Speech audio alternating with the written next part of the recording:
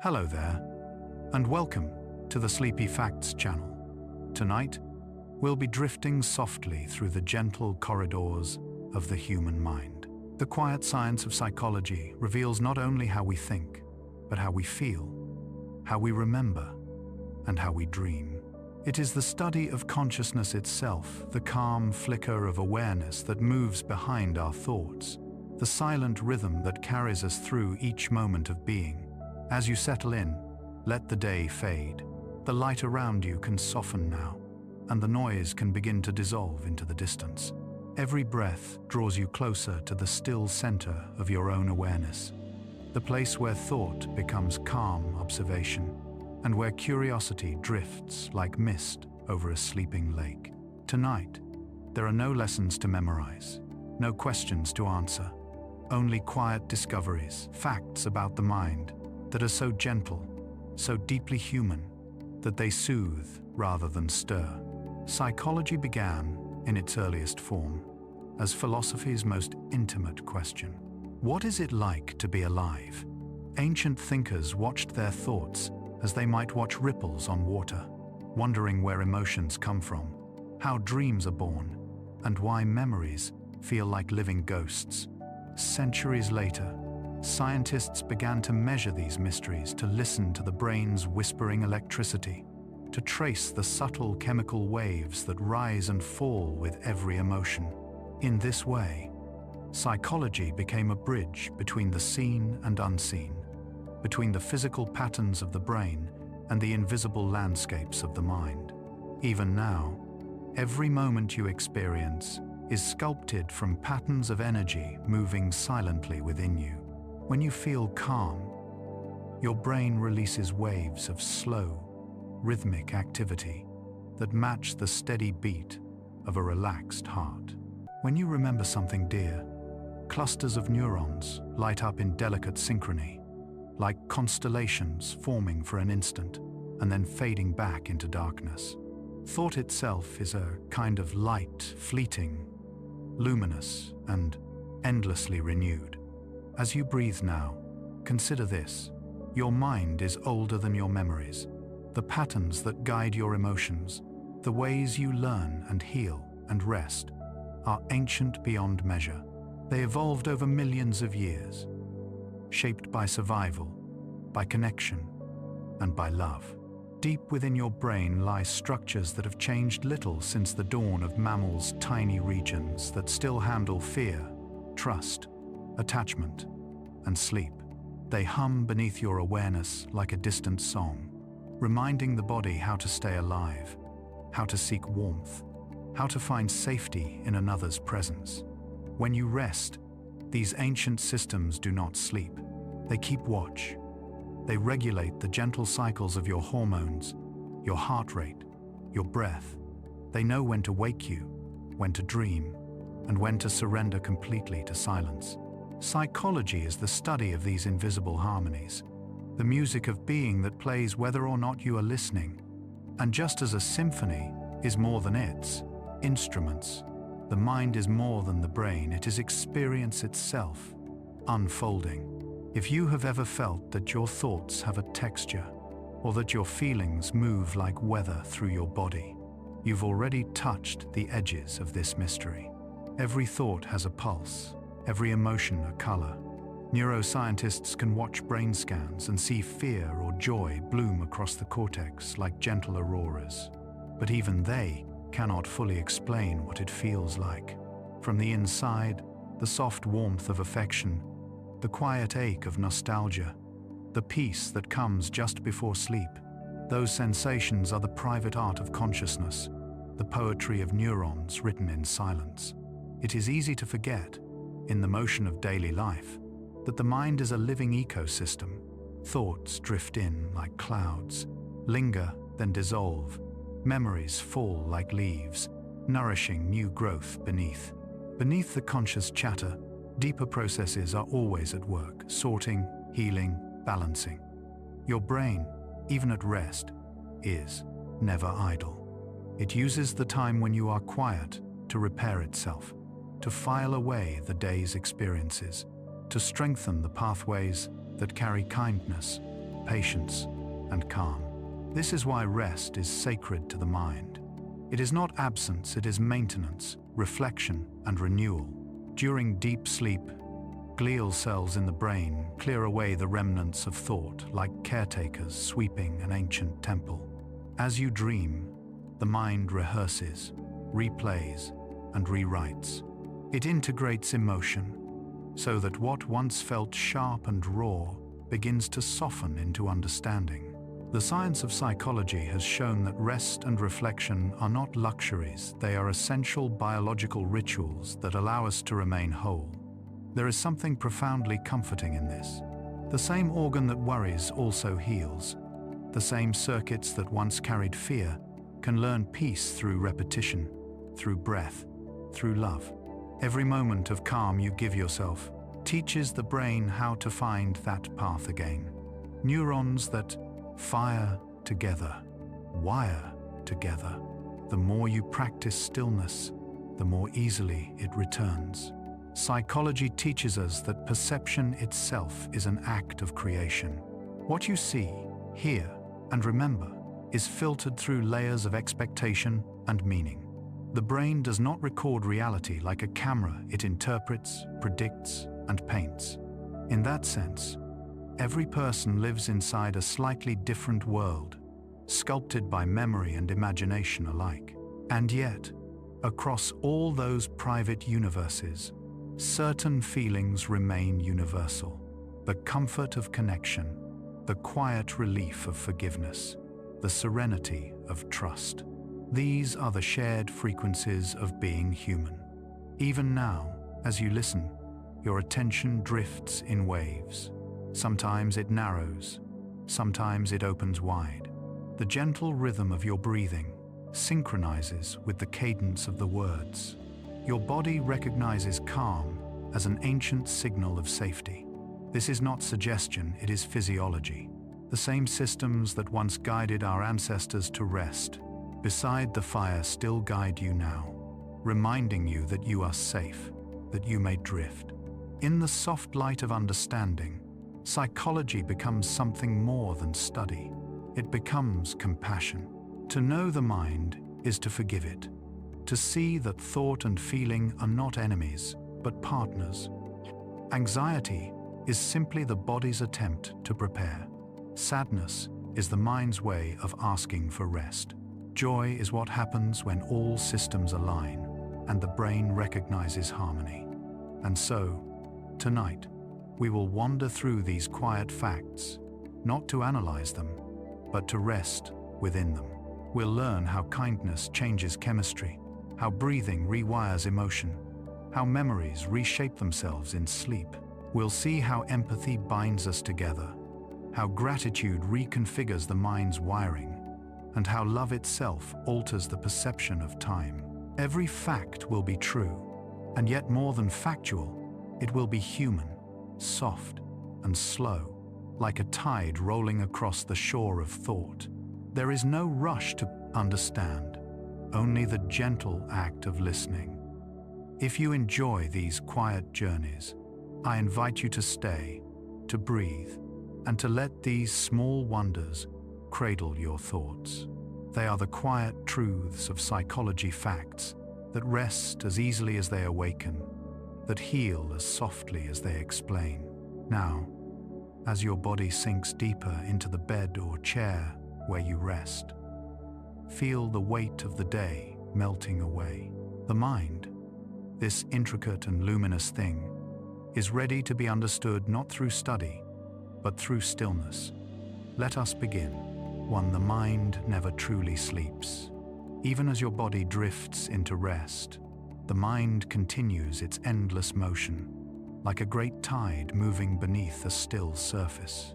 It may appear that everything has grown quiet, that your thoughts have stopped, your eyes have closed, and your awareness has softened into nothingness, but deep within, the orchestra of the brain continues to play its quiet symphony.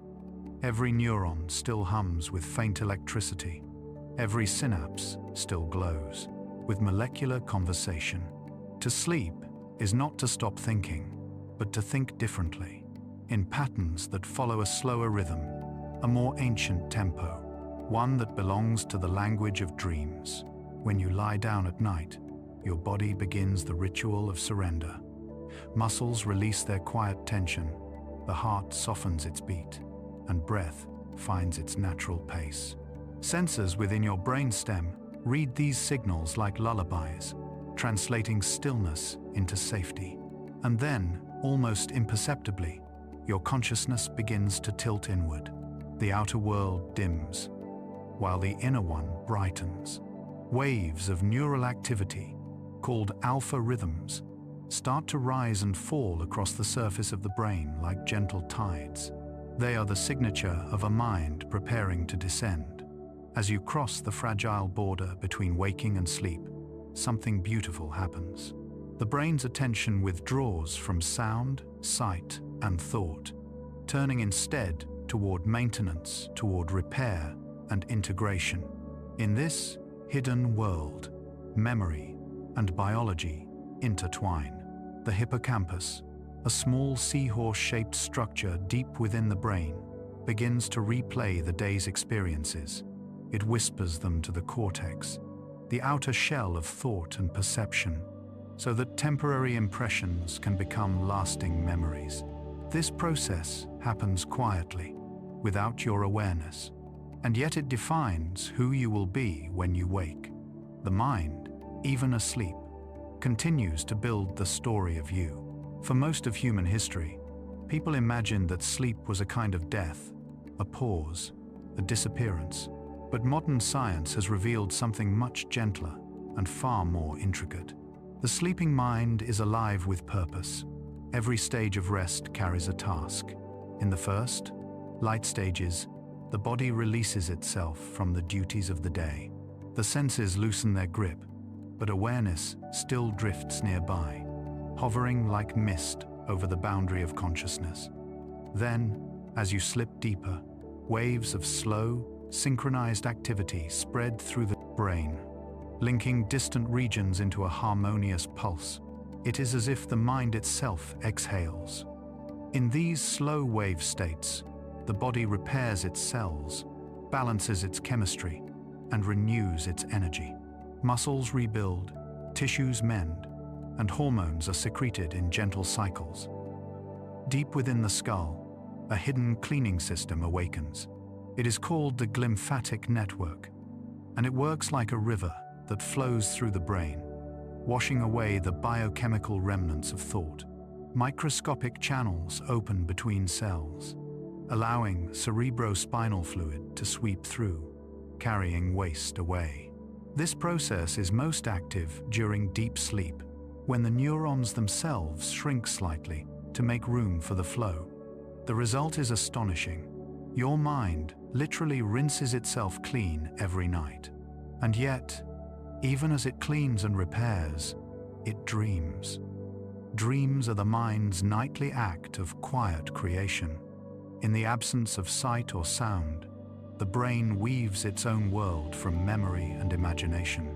Regions responsible for emotion light up first, the amygdala, the limbic system, while those that govern logic and self-awareness rest. The result is a landscape where feeling becomes reality, where you can fly, or remember, or grieve, without the limits of waking life.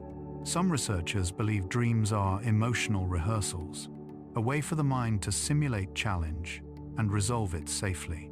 Others see them as a byproduct of memory consolidation, the echo of neurons firing in the pattern of remembered experience. But perhaps both are true. The dreaming brain does not waste its energy, it experiments with meaning. Even in the moments of deepest sleep, when consciousness seems to vanish entirely, the brain remains alert to one thing: protection.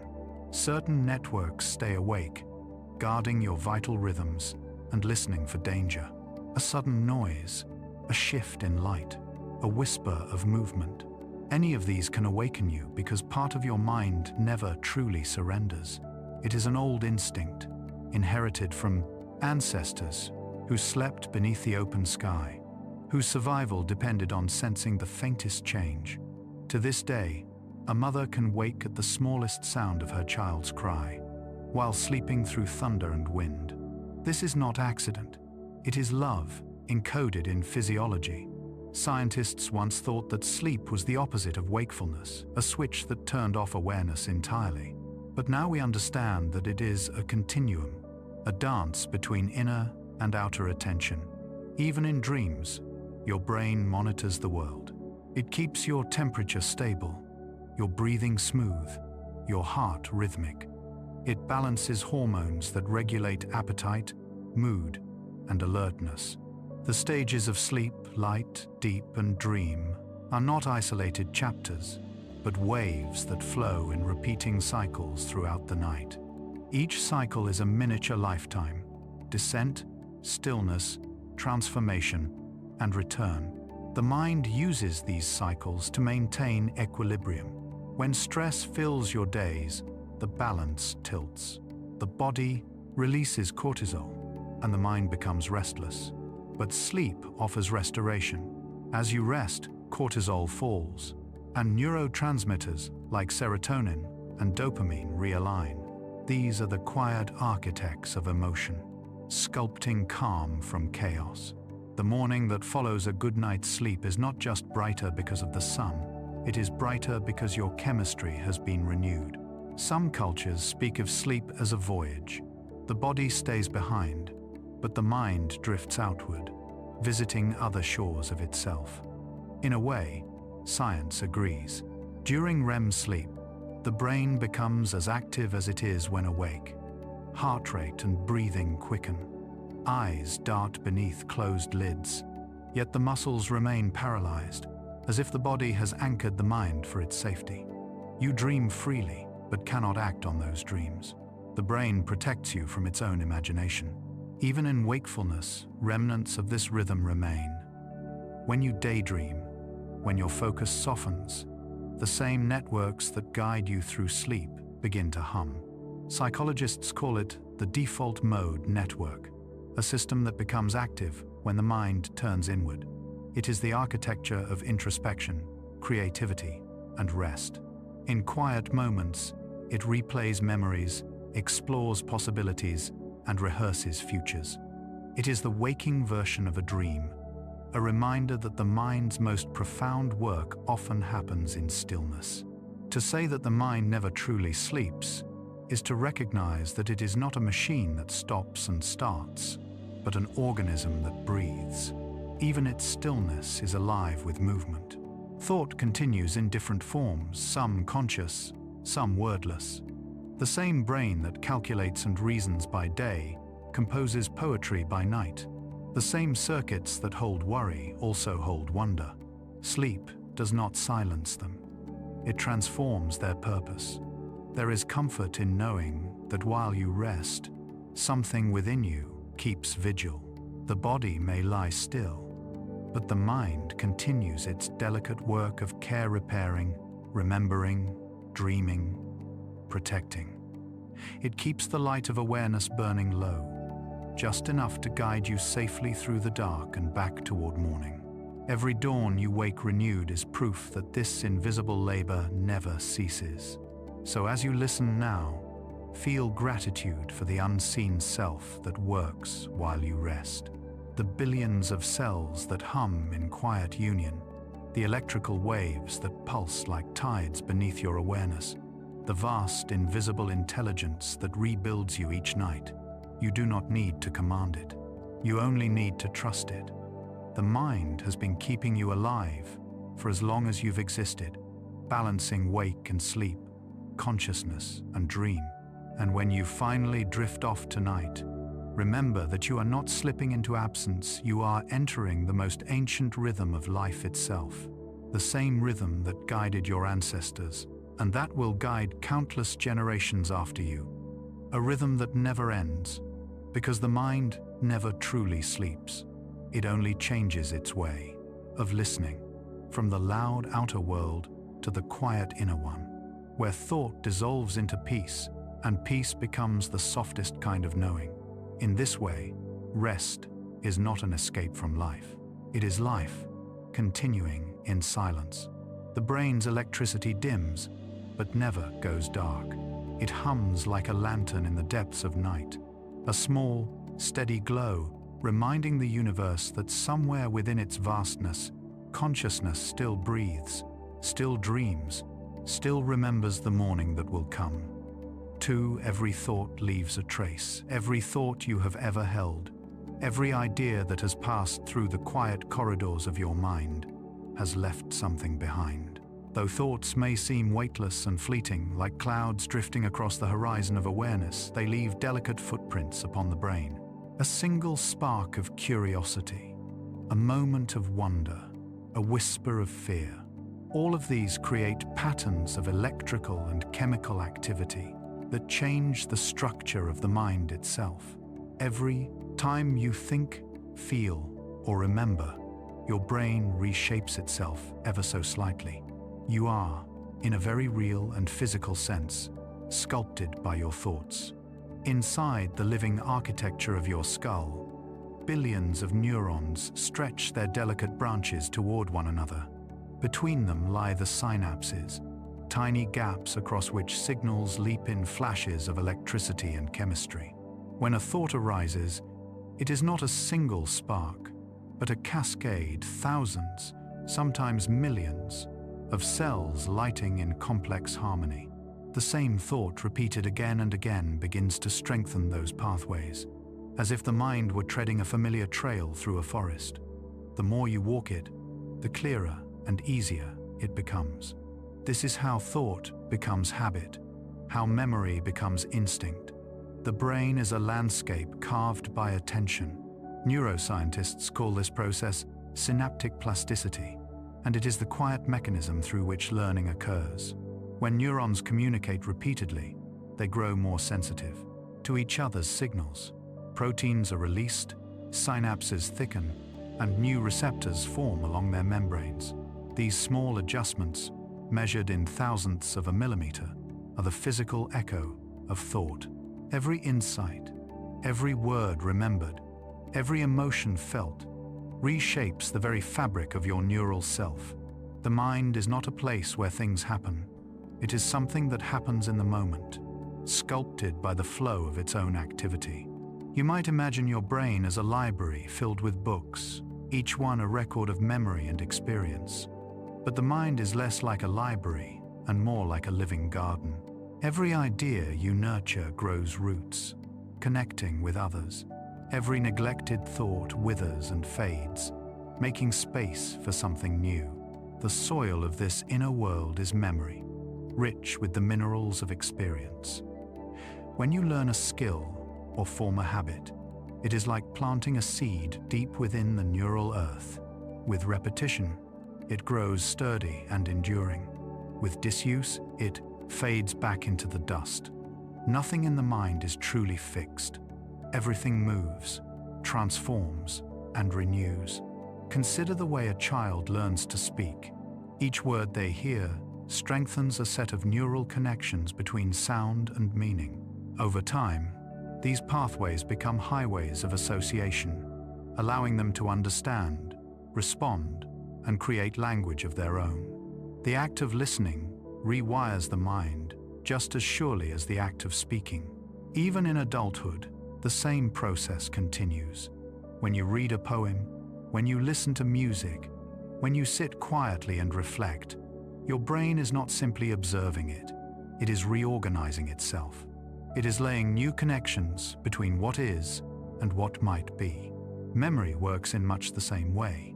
When you recall something, a face, a scent, a moment, the brain does not simply pull a photograph from a shelf. It reconstructs the memory anew each time, rebuilding it from the patterns of neurons that once fired together. This means that remembering itself is a creative act. Each recollection alters the original slightly, as if painting over the same canvas again and again. Emotion adds color, time adds distance, and together they transform what was once raw experience into the softened story of the past. Every time you remember, you leave a new trace, a new version of the memory layered upon the old. There is a gentle poetry in this impermanence, The mind does not store your life as a museum, it rewrites it as a living song. Each moment of awareness becomes part of a larger rhythm, a melody that changes as you grow. The scientific language for this is neural adaptation, but it could just as easily be called remembering how to be. In the same way rivers carve their valleys, thoughts carve the mind. The difference is that, unlike the river, you can choose the direction of your flow. When you practice gratitude, kindness, or calm, the associated neural pathways strengthen. The regions of the brain responsible for empathy and regulation begin to communicate more easily. Over time, the emotional tone of your inner world changes. You become more likely to see goodness, to respond gently, to rest easily. This is not metaphor, it is measurable. Functional MRI scans have shown that consistent positive thought alters both the structure and chemistry of the brain, reinforcing the circuits of peace. The same principle applies in reverse. When worry or anger dominate, their pathways deepen too. The brain does not judge, it simply builds what it is given. Even the act of paying attention is transformative. The simple choice to focus, to bring awareness to breath, sound, or sensation creates a feedback loop of stability. Studies on mindfulness have shown that people who regularly practice it exhibit thicker tissue in regions related to focus, compassion, and emotional balance. The mind, through awareness, becomes its own craftsman. It shapes itself toward serenity through the very act of noticing. What you attend to, you become. And yet, for all its complexity, the system is exquisitely gentle. A single new thought can begin a new connection. A single moment of insight can alter the trajectory of a lifetime. It is never too late to change the brain's patterns because they are designed to change. The phrase neuroplasticity sounds mechanical, but it describes something deeply organic, the living flexibility of consciousness. Even the oldest minds can grow new branches, new pathways, new possibilities. The architecture of the self is not stone but light, shifting and shimmering with experience. When you close your eyes at night and drift toward sleep, those neural pathways do not rest. The day's impressions are replayed in miniature bursts of activity, as if the mind were rehearsing what it wishes to keep. Each pulse of energy strengthens certain memories and lets others fade. Dreams themselves may be part of this process, a reflection of the brain's ongoing work to make sense of experience. 2. Select which traces will endure. Even rest, then, is creative. Even silence is construction. It can be humbling to realize that the essence of who you are is written in signals so small they could pass unnoticed by any sense. But it can also be comforting. You are not a fixed being trapped within old habits or memories. You are an evolving field of patterns, always being rewritten by experience. Every time you pause to breathe, to think, to learn, you are laying down new traces. Each one is a path toward who you are becoming. In this way, psychology becomes both science and philosophy. It tells us that the mind is not something we merely possess, but something we continuously create. To think is to build. To remember is to renew. To dream is to design. The evidence is not abstract, it can be seen under microscopes, measured in imaging scans, and felt in the soft transformation of awareness itself. The physical and the spiritual, the measurable and the mysterious, all converge here, in the quiet act of thought leaving its mark upon the living brain. And so, as you rest now, know that your thoughts tonight will shape the landscape you wake to tomorrow. The pathways of calm, curiosity, and kindness can deepen simply by your choosing to dwell within them. Imagine them as gentle rivers carving through soft stone, as golden threads weaving new patterns through the tapestry of your being. Every moment of reflection strengthens their glow. You may not feel the change, just as you cannot feel the growth of a tree in the dark, but it is happening slowly, steadily, invisibly. Each thought leaves a trace, Each emotion leaves a color, and together they form the endless mosaic of consciousness, the living record of a mind, forever shaping and reshaping itself in quiet harmony with the world it perceives. 3. Memory is a living thing. Memory is not a filing cabinet, nor a static archive sealed in the vaults of the mind. It is a living, breathing phenomenon, one that grows, fades, reshapes, and renews itself with every passing moment. The act of remembering is not the act of retrieving something fixed, but the act of recreating something alive. Every time you recall an event, the memory stirs, changes slightly, and settles again, just a little different than before. Like wind shaping dunes, thought sculpts recollection, and recollection sculpts thought, in an endless exchange between past and present. Inside the quiet labyrinth of your brain, memory exists not as a single place, but as a network, a constellation of electrical whispers scattered across different regions. One part holds the sensory details, the sound of rain, the color of a childhood room. Another preserves emotion, the warmth of comfort, the ache of loss. Still another encodes meaning, the understanding of what that moment was and why it mattered. When you remember, your mind lights up these regions at once, weaving their signals together into a seamless whole. You don't to retrieve a photograph. You rebuild an experience, drawing it from the fragments of yourself. In this way, memory is less like a record and more like a dream you can revisit. Scientists have discovered that even the strongest memories are surprisingly unstable. Each time you remember something, the neural connections that represent it are briefly opened for editing. New information can slip in. Old details can fade. The past is not carved in stone. It is etched in living tissue, which changes as you do. And yet, it is this very fluidity that allows memory to heal, to adapt, to stay relevant to the person you are now. Think of how the memory of a difficult time shifts as years pass. What once felt unbearable may soften, its sharpness dulled by understanding. The brain does this deliberately. Each recollection offers a chance for emotional reprocessing, allowing old pain to blend with new perspective. It's as if your mind, in its quiet wisdom, knows how to adjust the story to keep it survivable. The version of you who endured the event may still live somewhere deep inside, but the you who remembers it now holds it differently, less as a wound, more as a scar, a sign that healing occurred. At the center of this living system lies the hippocampus, a small, curved structure nestled deep within the brain. Its name comes from the Greek word for seahorse, and its function is as delicate as its form. The hippocampus does not hold memories forever.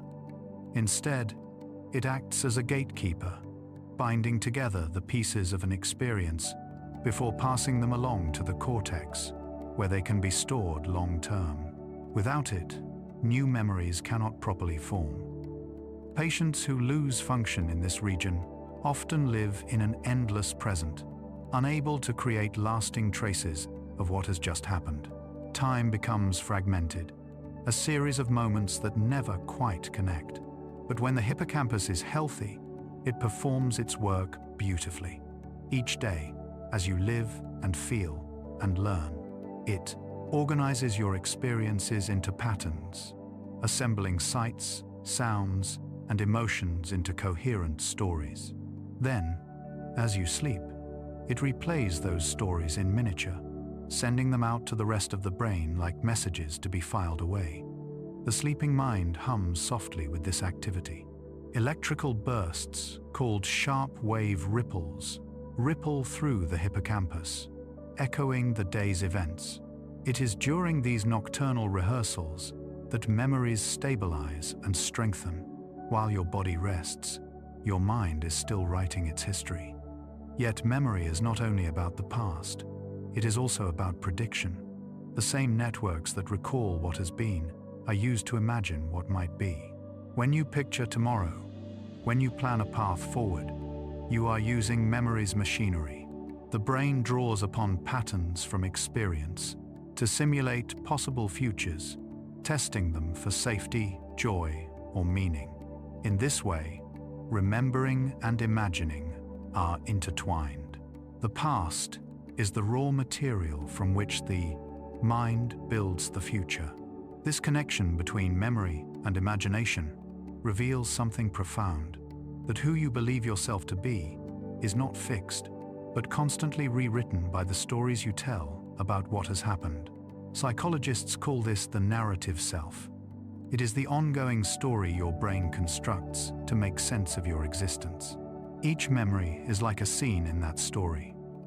And each time you revisit it, you may change the lighting, adjust the dialogue, reinterpret the characters. In doing so, you are not falsifying your past, you are integrating it, ensuring that your inner narrative remains coherent and alive. Even false memories, those strange echoes of things that never truly happened, are part of this same living system. They show how creative and flexible memory truly is.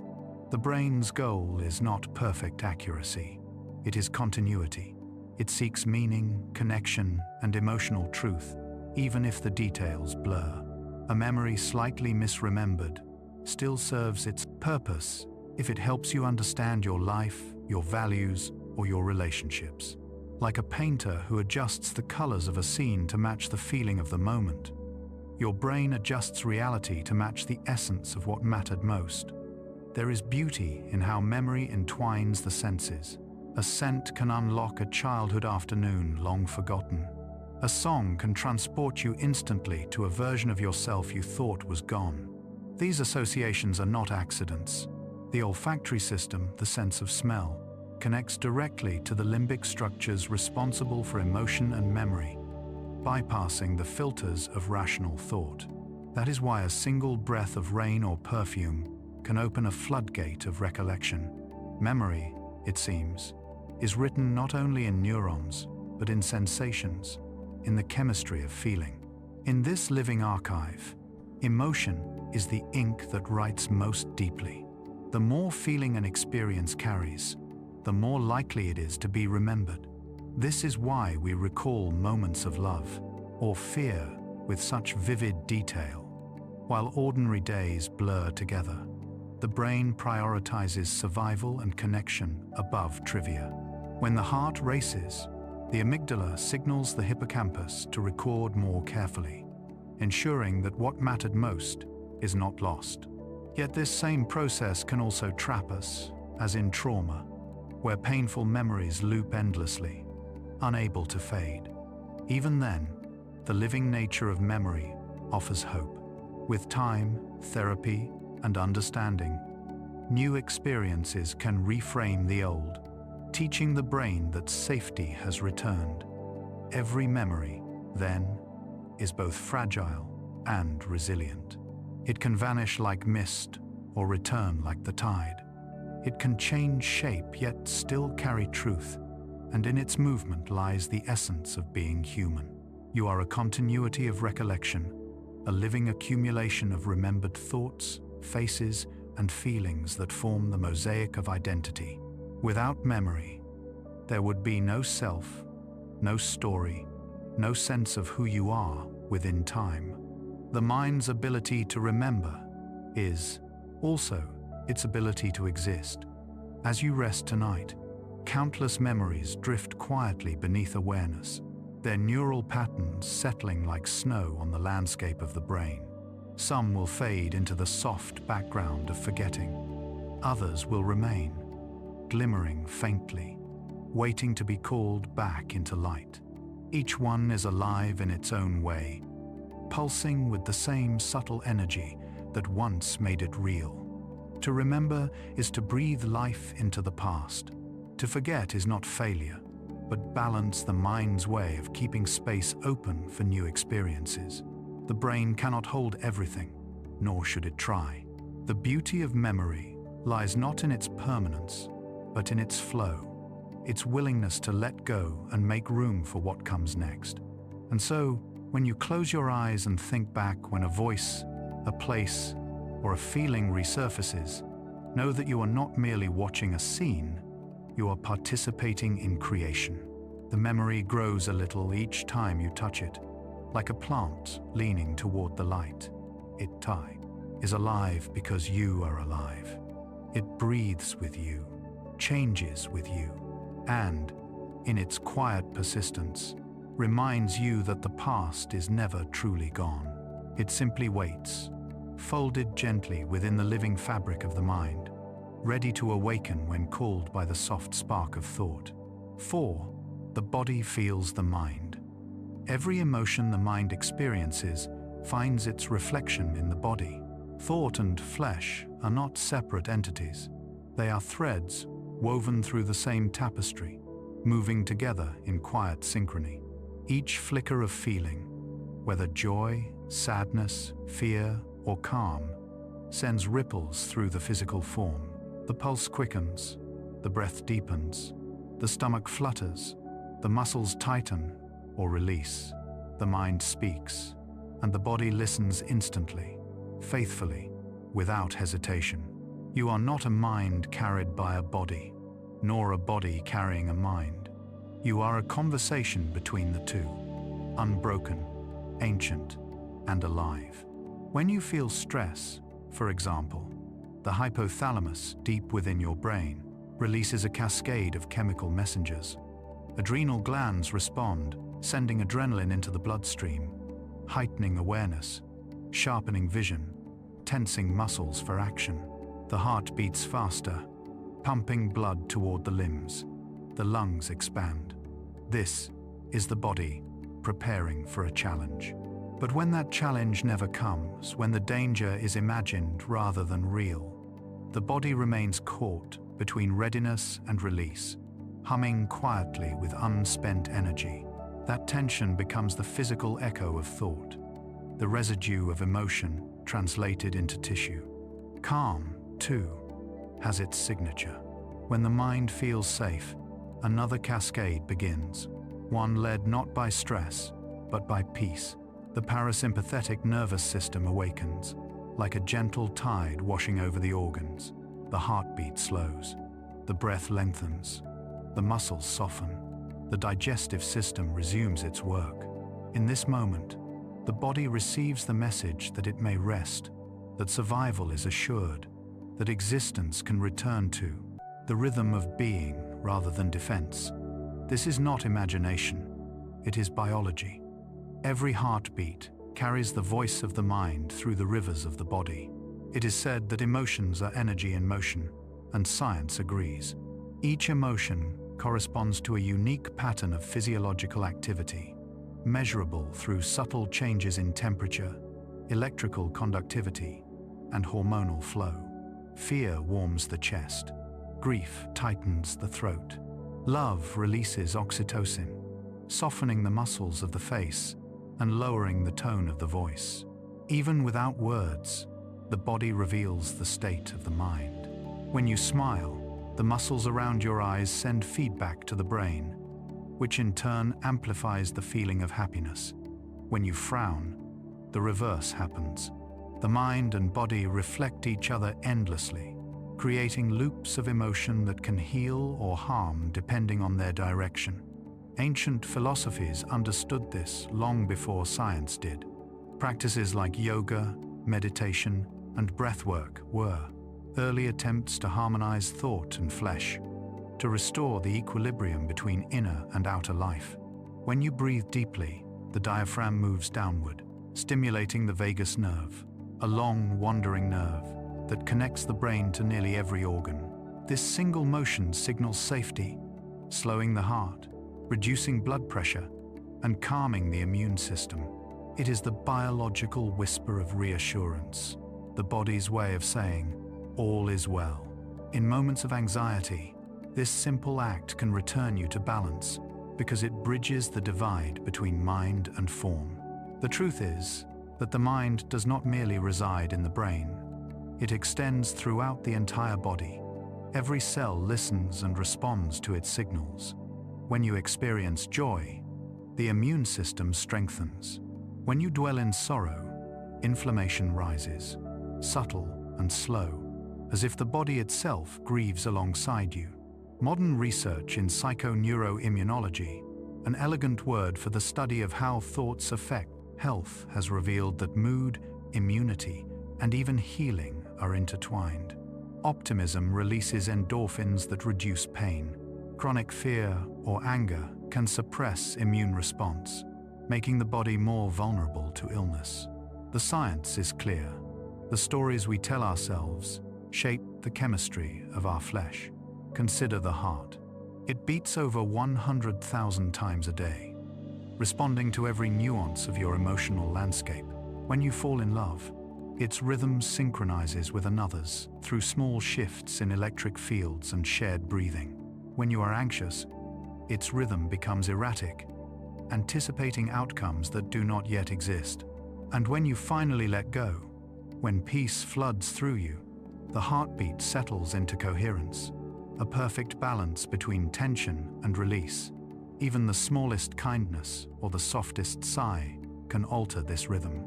The body listens so closely that it hears even the subtlest of thoughts. The gut, too, is a mind of its own. Within its twisting passages live trillions of microbes, forming an ecosystem that communicates directly with the brain through the same vagus nerve. This second brain, as scientists sometimes call it, produces neurotransmitters like serotonin and dopamine, which influence mood and motivation. When you feel uneasy, the stomach tightens because it senses emotional turbulence before the conscious mind can interpret it. The phrase gut feeling is more than metaphor, it is physiology. Your body often knows what your intellect does not yet understand. When the balance between mind and body falters, symptoms arise as signals, whispers asking for attention. Tension headaches, sleeplessness, shallow breath, trembling hands, all are languages of the body, speaking the mind's unspoken truths. They are not enemies to be silenced, but messages to be understood. When you listen to them, they soften. When you ignore them, they grow louder. Psychology teaches that acknowledging emotion transforms it, and the same holds true for the physical echoes of feeling. Awareness, like light, dissolves the shadows. This harmony between body and mind can be cultivated. A slow walk in nature, the warmth of sunlight on skin, the gentle rhythm of breath, all invite coherence. In these moments, the nervous system resets, aligning heartbeats with respiration, muscles with intention, thought with peace. Brainwave patterns shift toward calm frequencies, and the chemistry of relaxation spreads through the bloodstream. Each heartbeat becomes a quiet affirmation that you are safe, present, alive. These are not mystical experiences. They are the body's native language of serenity. Even memory, which we often imagine as purely mental, is stored partly in the body. A song can bring tears before you consciously remember why. The scent of rain can summon nostalgia through the faintest contraction of the chest. The body remembers what the mind forgets. And in that remembrance, emotion finds continuity. Trauma, too, is recorded this way, not only in neural pathways but in posture, tension, breath.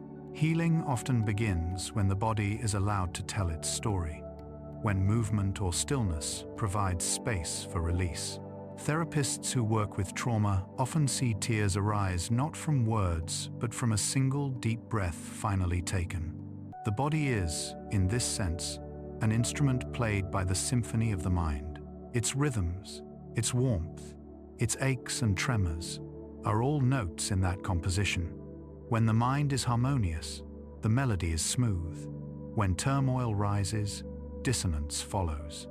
But the wonder of this connection is that the process can move in either direction. Just as thought can affect the body can affect thought. A single smile can brighten mood. Straightening the spine can foster confidence. Steady breathing can quiet fear.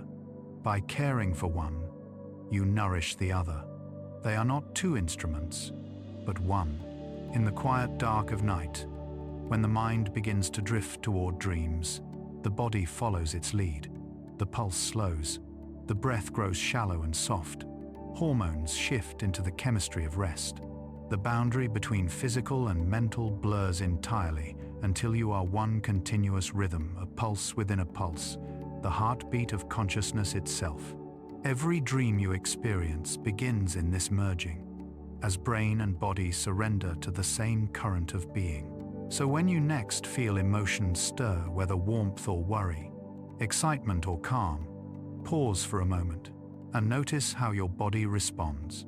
Feel the temperature rise or fall, the breath deepen, the skin tingle, the shoulders lift or ease. You are witnessing the conversation between mind and body in real time, an ancient dialogue as old as life itself. No thought ever passes without leaving a trace upon the flesh, and no sensation ever arises without whispering something back to the mind. You are the sum of this endless exchange, the shimmering equilibrium between chemistry and consciousness. Every feeling is both mental and physical, both seen and unseen. To live fully is to listen to both voices at once, the mind's language of thought and the body's language of sensation. Together, they form a single truth, that you are not divided, but whole. And in that wholeness lies the most peaceful realization of all, that to feel is to live, and to live is to feel. 5. Laughter is older than language. Long before words existed, before humans learned to shape thought into sound, there was laughter. It rose from the chest in bursts of breath and vibration, a primal music that spoke directly to the body and the heart. Laughter is older than speech, older than civilization, older even than the first campfire stories told under the stars. It is one of the most ancient forms of communication the human species has ever known, an instinctive language that crosses every culture, every age, every barrier of time. To laugh is to remember that joy came first, that connection began not with the tongue, but with the breath. When you laugh, your body performs a kind of coordinated miracle. The diaphragm contracts rhythmically, forcing air through the vocal cords in short pulses that create the familiar sound we recognize instantly, no matter who it comes from. The muscles of the face tighten and release. Eyes narrow into crescents, shoulders shake, and the chest swells with oxygen. Within seconds, chemicals surge through the bloodstream: endorphins, dopamine, oxytocin, the body's own tranquilizers and rewards. The heart rate rises, then falls. The lungs flush stale air. The mind, if only for a moment, forgets its burdens. In that instant, laughter becomes a reset switch for the entire nervous system. It interrupts cycles of stress and fear, replacing them with a rhythm of release. The body remembers what it feels like to be safe. The mind loosens its grip on worry. And in the echo of each laugh lies a small reminder that joy does not need a reason, it only needs permission. Scientists have found that laughter activates regions of the brain associated with both emotion and movement, suggesting that it evolved not just as a mental response, but as a physical expression of belonging. Across millions of years, laughter likely began as a signal of safety. Among our distant ancestors, it may have evolved as a sound that told others, "The danger has passed. You can relax now." Imagine a group of early humans startled by a noise in the dark. Their bodies freeze, their hearts pound. Then one realizes it was only a gust of wind. The tension breaks. Breath returns in quick bursts. The body trembles, and that trembling becomes laughter, a natural exhale after fear. Others join in, and the group relaxes together. Even today, laughter often follows surprise, relief, or the recognition of absurdity. It is the nervous system's sigh of release, the shared language of "we are safe again." But laughter is not only ancient, it is universal. Infants, just a few months old, will laugh when tickled, long before they can form words or grasp meaning. Their laughter is spontaneous, a pure physical reaction to pleasure and connection. Even deaf and blind children, who have never seen or heard another person laugh, produce the same sounds and expressions. This universality reveals that laughter is not learned. It is built into the blueprint of the human species, as instinctive as breathing or blinking. And we are not alone in it. Primates laugh too. When chimpanzees chase each other playfully, they emit rhythmic panting sounds, remarkably similar to human laughter. Bonobos giggle when tickled.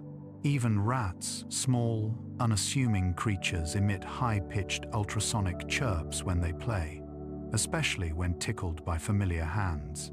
In laboratories, scientists have recorded these sounds and found that rats will seek out the hands that made them laugh, as if craving more joy. Across the animal kingdom, laughter seems to be the universal signature of trust. It is not the sound of dominance or victory, but of connection, the biological music of companionship.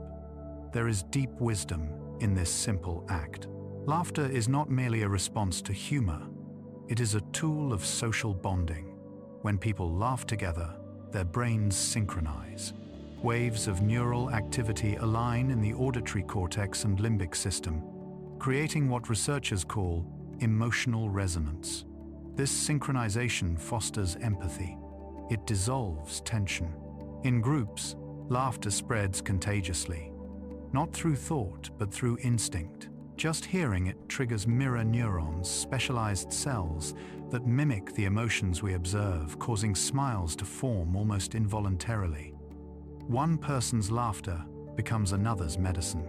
Throughout human history, laughter has carried meaning far beyond amusement. In ancient cultures, it was seen as sacred, a sign that the divine could be found even in imperfection. In some African traditions, laughter during mourning was believed to help guide the spirit of the departed safely into the next world, transforming sorrow into continuity.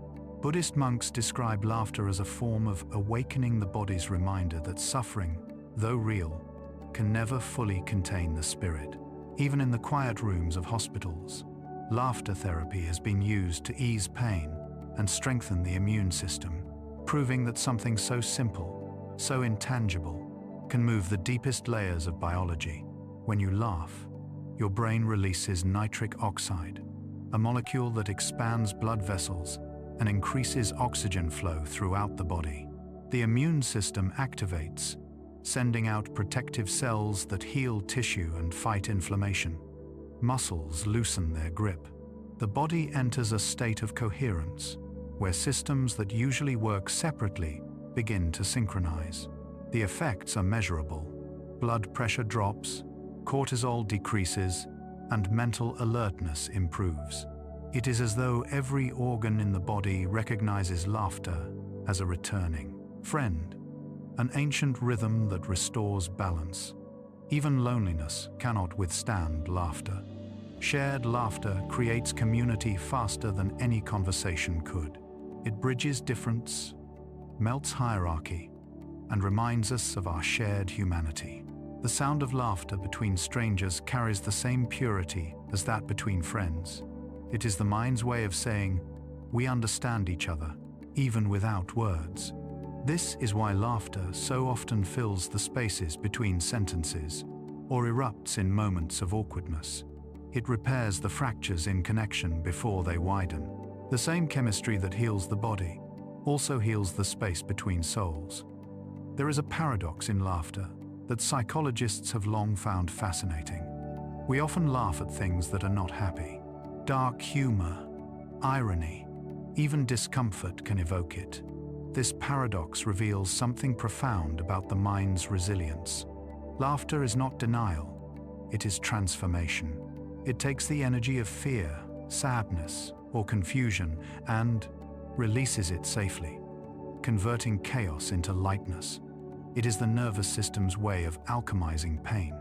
Through laughter, the human brain proves its ability to survive the unbearable by finding rhythm in it. Even a single laugh in the midst of sorrow is a declaration that life continues, that the spirit still breathes, and laughter, like love, ripples outward. Its echoes reach far beyond the moment. The memory of a shared laugh can warm the mind for years, carrying the tone of that joy like a candle through darkness. People remember how laughter made them feel, the ease, the freedom, the connection, long after they forget the words that caused it. This is why laughter lingers at the center of friendship and family, why it often defines the fondest memories we hold. In its resonance, we find the blueprint of what it means to belong. There is also quiet laughter, the laughter that never reaches the lips but lives in the chest. It rises not from comedy but from recognition, the deep, amused understanding that life itself is strange and beautiful, that even our imperfections shimmer with meaning. This inner laughter is not loud or sudden. It is a smile turned inward, a small ripple of peace that flows through the body. It reminds us that joy need not always shout. Sometimes it can simply breathe. When you think of laughter in this way, you begin to see it as a form of gratitude. Each laugh, no matter how brief, is an acknowledgement of existence, a celebration of the moment, of breath, of connection. To laugh is to say yes to life, even when it makes no sense. It is an ancient hymn of resilience, the same melody that echoed through our ancestors when they gathered around fires under cold, infinite skies. So tonight, as your thoughts slow and your breathing deepens, imagine that laughter still lives quietly within you, waiting. Not the loud laughter of crowds, but the soft laughter of being the body's memory of joy, ready to surface when the heart allows. Every breath you take is shaped by that same rhythm, that same release. In sleep, as your mind drifts through dreams, your body continues to remember that it knows how to let go. The muscles that once shook with laughter now relax in its afterglow. And in that stillness, you might feel something deeper. That laughter, in its purest form, is not about humor at all. It is the sound of life rejoicing in itself, the universe remembering its own lightness. It is proof that somewhere beneath all thought, beneath all words, there is a part of you that has always known how to be free. 6. Kindness changes chemistry. Kindness is one of the simplest gestures a human being can offer, yet its effects are among the most profound. It begins invisibly, a thought forming quietly in the mind, an impulse to help, to comfort, to give without asking in return. That thought travels through the brain like a spark of warmth, awakening regions responsible for empathy, pleasure, and reward. Moments, the entire body responds. Hormones shift, the heart softens its rhythm, the breath grows slower and steadier. A single act of kindness, even one as small as a smile or a gentle word, ripples through the body's inner systems like sunlight through water. Neuroscience has shown that kindness is not simply an idea but a biological event. When we act kindly, the brain releases a wave of oxytocin, a hormone that fosters trust, bonding, and connection, sometimes called the love molecule. Oxytocin has a power far greater than sentimentality. It reduces inflammation, lowers blood pressure, and strengthens the immune system. It helps repair the wear and tear caused by stress. It even increases the level of nitric oxide in blood vessels, improving their flexibility and flow. In this way, kindness literally expands the heart, both metaphorically and physiologically. When you experience or witness compassion, regions deep within the brain, the insular and anterior cingulate cortex light up in synchrony. These areas are associated with emotional awareness and the experience of shared feeling. They remind us that empathy is not a choice, but a natural resonance between minds. Your nervous system mirrors the states of others. When you see someone suffering, your body feels a trace of that pain. But when you see them comforted or supported, the body releases relief as though the comfort were your own. Kindness, then, is a form of shared regulation, a harmony of emotional rhythm that connects individual nervous systems into one gentle network of calm. Evolution carved kindness into our biology for survival. Early humans depended on cooperation far more than competition. Communities that cared for their sick, shared food, or nurtured young were more likely to thrive. Over thousands of generations, those who found pleasure in helping others passed that inclination forward. It became embedded in our chemistry. That same reward circuit still hums today, flooding the brain with serotonin and dopamine each time we do something generous or witness goodness in another. The result is a quiet happiness, not based on gain but on connection, the soft glow that comes from remembering we are not alone. Even the smallest act of kindness can ripple outward in ways impossible to measure. A word spoken kindly can lower another person's stress hormones within seconds. A hand on a shoulder can calm the limbic system, quieting fear before it grows. These micro moments of compassion accumulate like drops of water, shaping entire days, relationships, and communities. What begins as a single biological impulse can spread through groups, altering moods and even behavior. Researchers studying social contagion have found that kindness can spread 3 degrees of separation through networks of people. You might help a stranger, who later comforts a friend, who then forgives someone else, all linked by invisible chains of compassion. Yet kindness is not only outward, it begins within. The brain does not distinguish sharply between self-directed and other-directed compassion. When you treat yourself gently, offering understanding instead of criticism, the same neurochemical response occurs. Self-compassion releases oxytocin and endorphins, reduces cortisol, and quiets the amygdala, the region of the brain responsible for fear and alarm. This means that the way you speak to yourself is as powerful as the way you treat others. A kind inner voice nourishes the same systems that a kind action would. In this sense, self-forgiveness is not indulgence. It is chemistry's pathway to healing. When kindness becomes habit, its effects accumulate.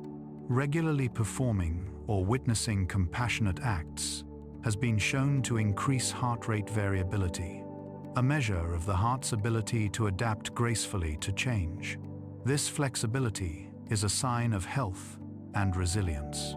People with higher heart rate variability experience less anxiety, faster recovery from stress, and greater emotional balance. The heart, quite literally, learns to listen to kindness. It begins to synchronize with the calm rhythms of empathy, beating in tune with understanding rather than fear. Kindness also alters perception. In moments of compassion, the brain's default mode network, the system involved in self-focused thought, grows quieter. The boundary between self and other softens. You begin to feel, if only faintly, that every being shares the same fragile existence, the same need for safety and warmth. This widening of awareness is not mystical, it is biological humility. The mind steps back from its fortress of self and feels the great pulse of humanity moving through it. In that state, kindness becomes effortless. You no longer decide to be kind, you simply are. Even animals respond to this language of care. Dogs lower their stress hormones when spoken to softly. Elephants mourn their dead, comforting one another with gentle touches. Dolphins will support injured companions for hours, lifting them to the surface to breathe. These behaviors, so similar to our own, remind us that kindness is not a uniquely human invention. It is an ancient inheritance shared across species, a law of nature written not in words but in tenderness. When we act kindly, we align ourselves with that older rhythm, the one that guided life long before thought began. There are moments, of course, when kindness feels impossible, when anger or exhaustion close the heart. Yet even then, a small gesture of care can shift the chemistry of the moment. A deep breath, a softened gaze, the willingness to listen. These actions lower cortisol, even when directed toward those who have caused pain. Forgiveness, too, changes the body. It quiets the sympathetic nervous system and reduces chronic stress responses, freeing energy once trapped in resentment. Forgiveness is not forgetting, it is releasing. It is the physiology of peace. In the rhythm of daily life, it is easy to overlook how subtle kindness can be. A moment of patience at a busy intersection, a small compliment spoken without motive, allowing someone to speak without interruption. These moments barely register in memory, yet the body records them as nourishment. Studies show that even recalling a kind act, real or imagined, can trigger the same positive biological effects as performing it. The mind's simulations are enough to guide the body into calm. In this way, kindness can be practiced like meditation. You need not wait for the perfect moment. You can simply think of one. The brain responds as though the world has softened. Kindness also shapes time itself. When you act generously, perception slows slightly. The brain releases dopamine in steady waves, creating a sense of expansion and ease. Worries seem smaller, moments longer. In this temporal calm, awareness deepens. You feel present not just with others but within yourself. The chatter of thought fades, replaced by a quiet satisfaction that needs no explanation. This is why kindness feels timeless. It pulls us out of the narrow urgency of self and into the wide field of being. Imagine the effect if every gentle impulse were followed instead of suppressed. Imagine a world where each breath of compassion became action, no matter how small. The chemistry of the planet would change, because the chemistry of its people would. The collective heartbeat would slow. The collective breath would deepen. Kindness, multiplied across billions of moments, could alter the biological atmosphere of the world. And in truth, it already does. Every smile exchanged in passing, every door held open, every word of comfort whispered into the dark, contributes to the slow healing of humanity. In your own body, the proof of kindness is already present. Each act of care releases warmth into the chest, a light pressure that feels like expansion. That feeling is oxytocin flowing through your veins, a message written in molecules that says you belong. Each time you comfort someone or yourself, you rewrite your chemistry toward peace. You are, in every small kindness, teaching your body how to live in harmony.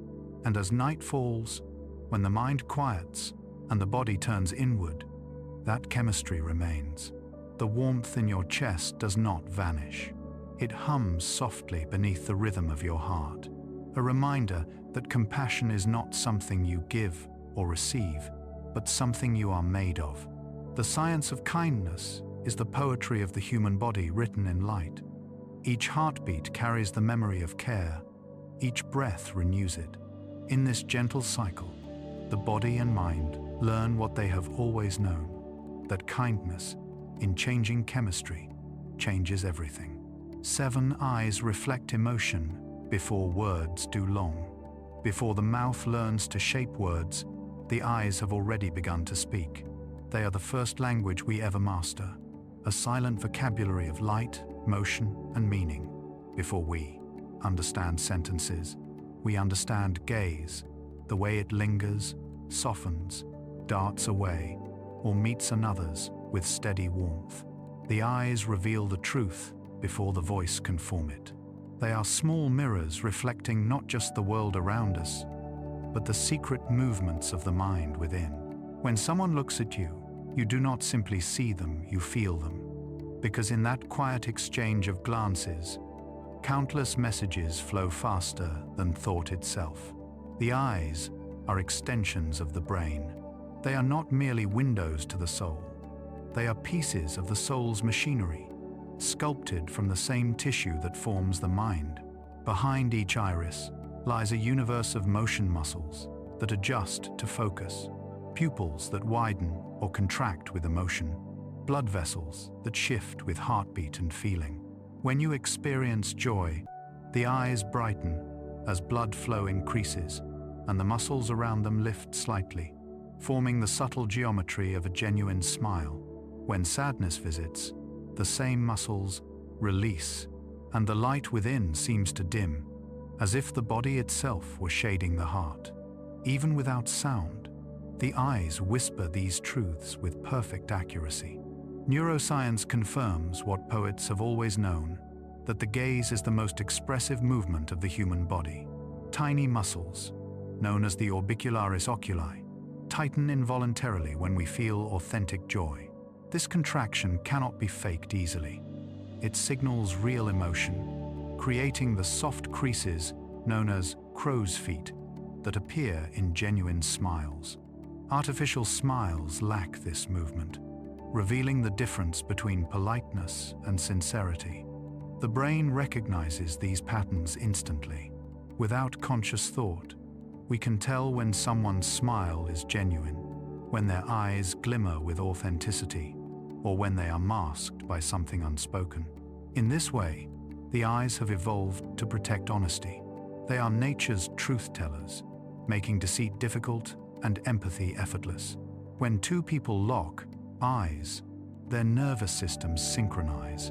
Tiny shifts in gaze direction, blink rate, and pupil dilation create feedback loops of understanding. This happens faster than language, within fractions of a second. The amygdala, the part of the brain that processes emotion, reacts immediately to another's eyes. A glance of fear or affection triggers corresponding reactions in the observer. This is why emotion spreads through crowds like wind through grass. The eyes transmit feeling as clearly as they receive it. Consider how infants use their eyes long before they can speak. A newborn will gaze into a caregiver's face, tracking movement, reading light. When the caregiver smiles, the infant's brain releases oxytocin, the same bonding hormone that floods the heart during affection. The child learns safety not through words, but through sight. This early communication becomes the foundation for emotional intelligence. Throughout life, the ability to read and express emotion through the same eyes continues to define how we connect. A single shared look can convey trust, recognition, longing, or forgiveness. Entire novels of meaning contained within a second of silence. The power of the gaze reaches even into art and storytelling. Across centuries, painters have captured the human eye as the focal point of truth. The Mona Lisa's enigmatic expression draws the viewer not through her smile, but through the soft, unblinking calm of her gaze. In film, directors often use close-ups of eyes to convey what dialogue cannot: the flicker of doubt, the shadow of love, the tremor of grief. We recognize ourselves in these reflections because we are hardwired to interpret eyes as portals to emotion. No other feature can hold so much within so little space. Yet the eyes do not only express emotion, they also shape it. Looking into another person's eyes for a prolonged moment changes physiology. Heart rates align, breathing synchronizes. Studies have shown that mutual gaze can trigger the release of dopamine and oxytocin, deepening connection even between strangers. The eyes, it seems, are not just mirrors, but bridges, tiny instruments of empathy that tune two bodies to the same emotional key. To truly see someone is not a metaphor, it is a neurological event. When love enters the gaze, it transforms everything. The pupils widen to take in more light, a natural response to attraction. The iris seems darker, the world around it softer. The mind releases chemicals of pleasure and calm, binding sight with feeling. Lovers can sit in silence for hours, communicating through nothing more than the movement of eyes, the brief glance, the lingering focus, the gentle lowering of lids that says more than any language could. In that quiet exchange lies one of the oldest forms of communication on earth: attention itself. To love is to look, and to be loved is to be seen. But not all emotion shared through the eyes is easeful. They can also carry the weight of sorrow, anger, or fear. When threatened, pupils constrict, The whites of the eyes widen, and the gaze becomes fixed and sharp. The brain's ancient circuits prepare for action. These signals are recognized universally, across cultures and even species. A startled animal, a frightened child, and an alarmed adult all share the same widening of eyes. This response evolved to make us aware of danger, but it also makes us aware of one another's vulnerability. When we see fear in another's gaze, something stirs in us, a mirror response that invites protection rather than indifference. In this way, empathy begins in vision. The ability to sense pain or comfort in another's eyes creates the foundation for compassion. It is why people often find it difficult to maintain eye contact when they are angry, ashamed, or afraid. The gaze invites recognition, and recognition invites understanding. To be seen is to be acknowledged, and sometimes acknowledgement is too intimate to bear. Yet this vulnerability is what makes connection real. The eyes demand truth, but they also offer forgiveness. Even when alone, our eyes continue to reflect emotion back to us. Looking into a mirror, you can often tell your state of mind before you consciously identify it. A distant gaze reveals distraction. A softened one reveals peace. Psychologists have found that maintaining eye contact with your own reflection during meditation or self-affirmation can lower anxiety and build emotional regulation. The brain responds to your image as if to another person's, generating empathy within the self. The act of meeting your own gaze can be healing, as though you are both comforter and comforted.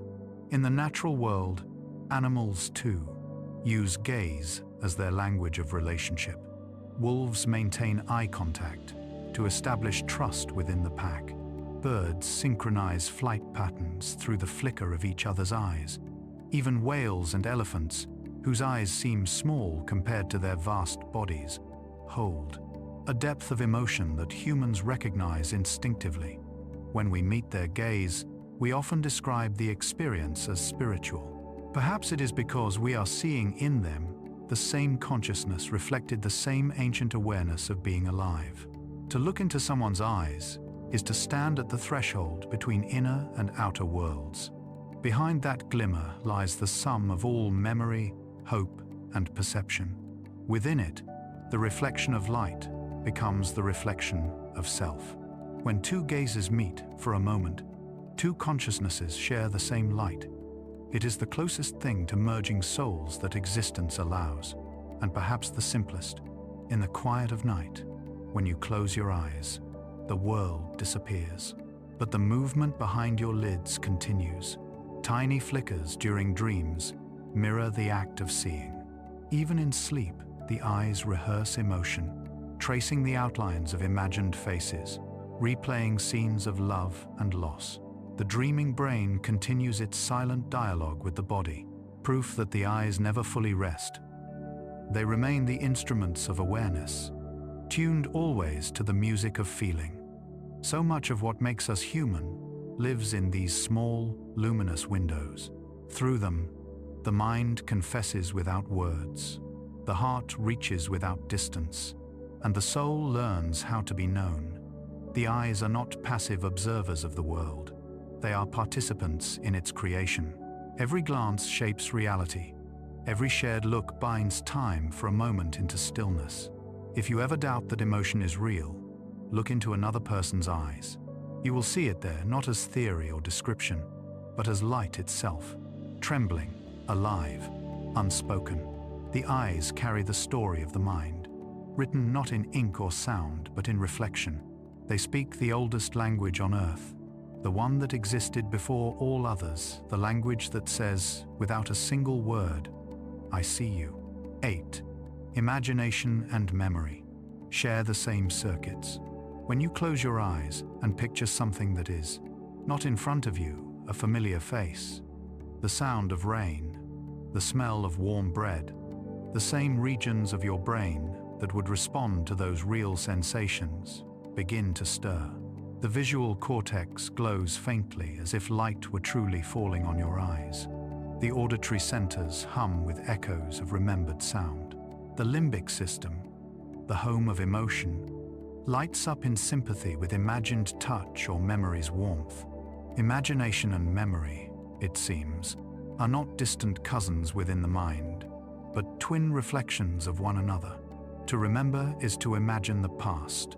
To imagine is to remember the future that has not yet happened.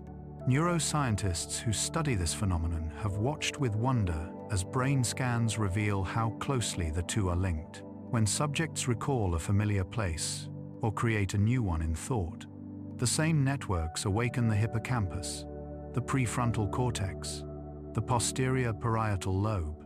The mind does not distinguish clearly between recollection and invention.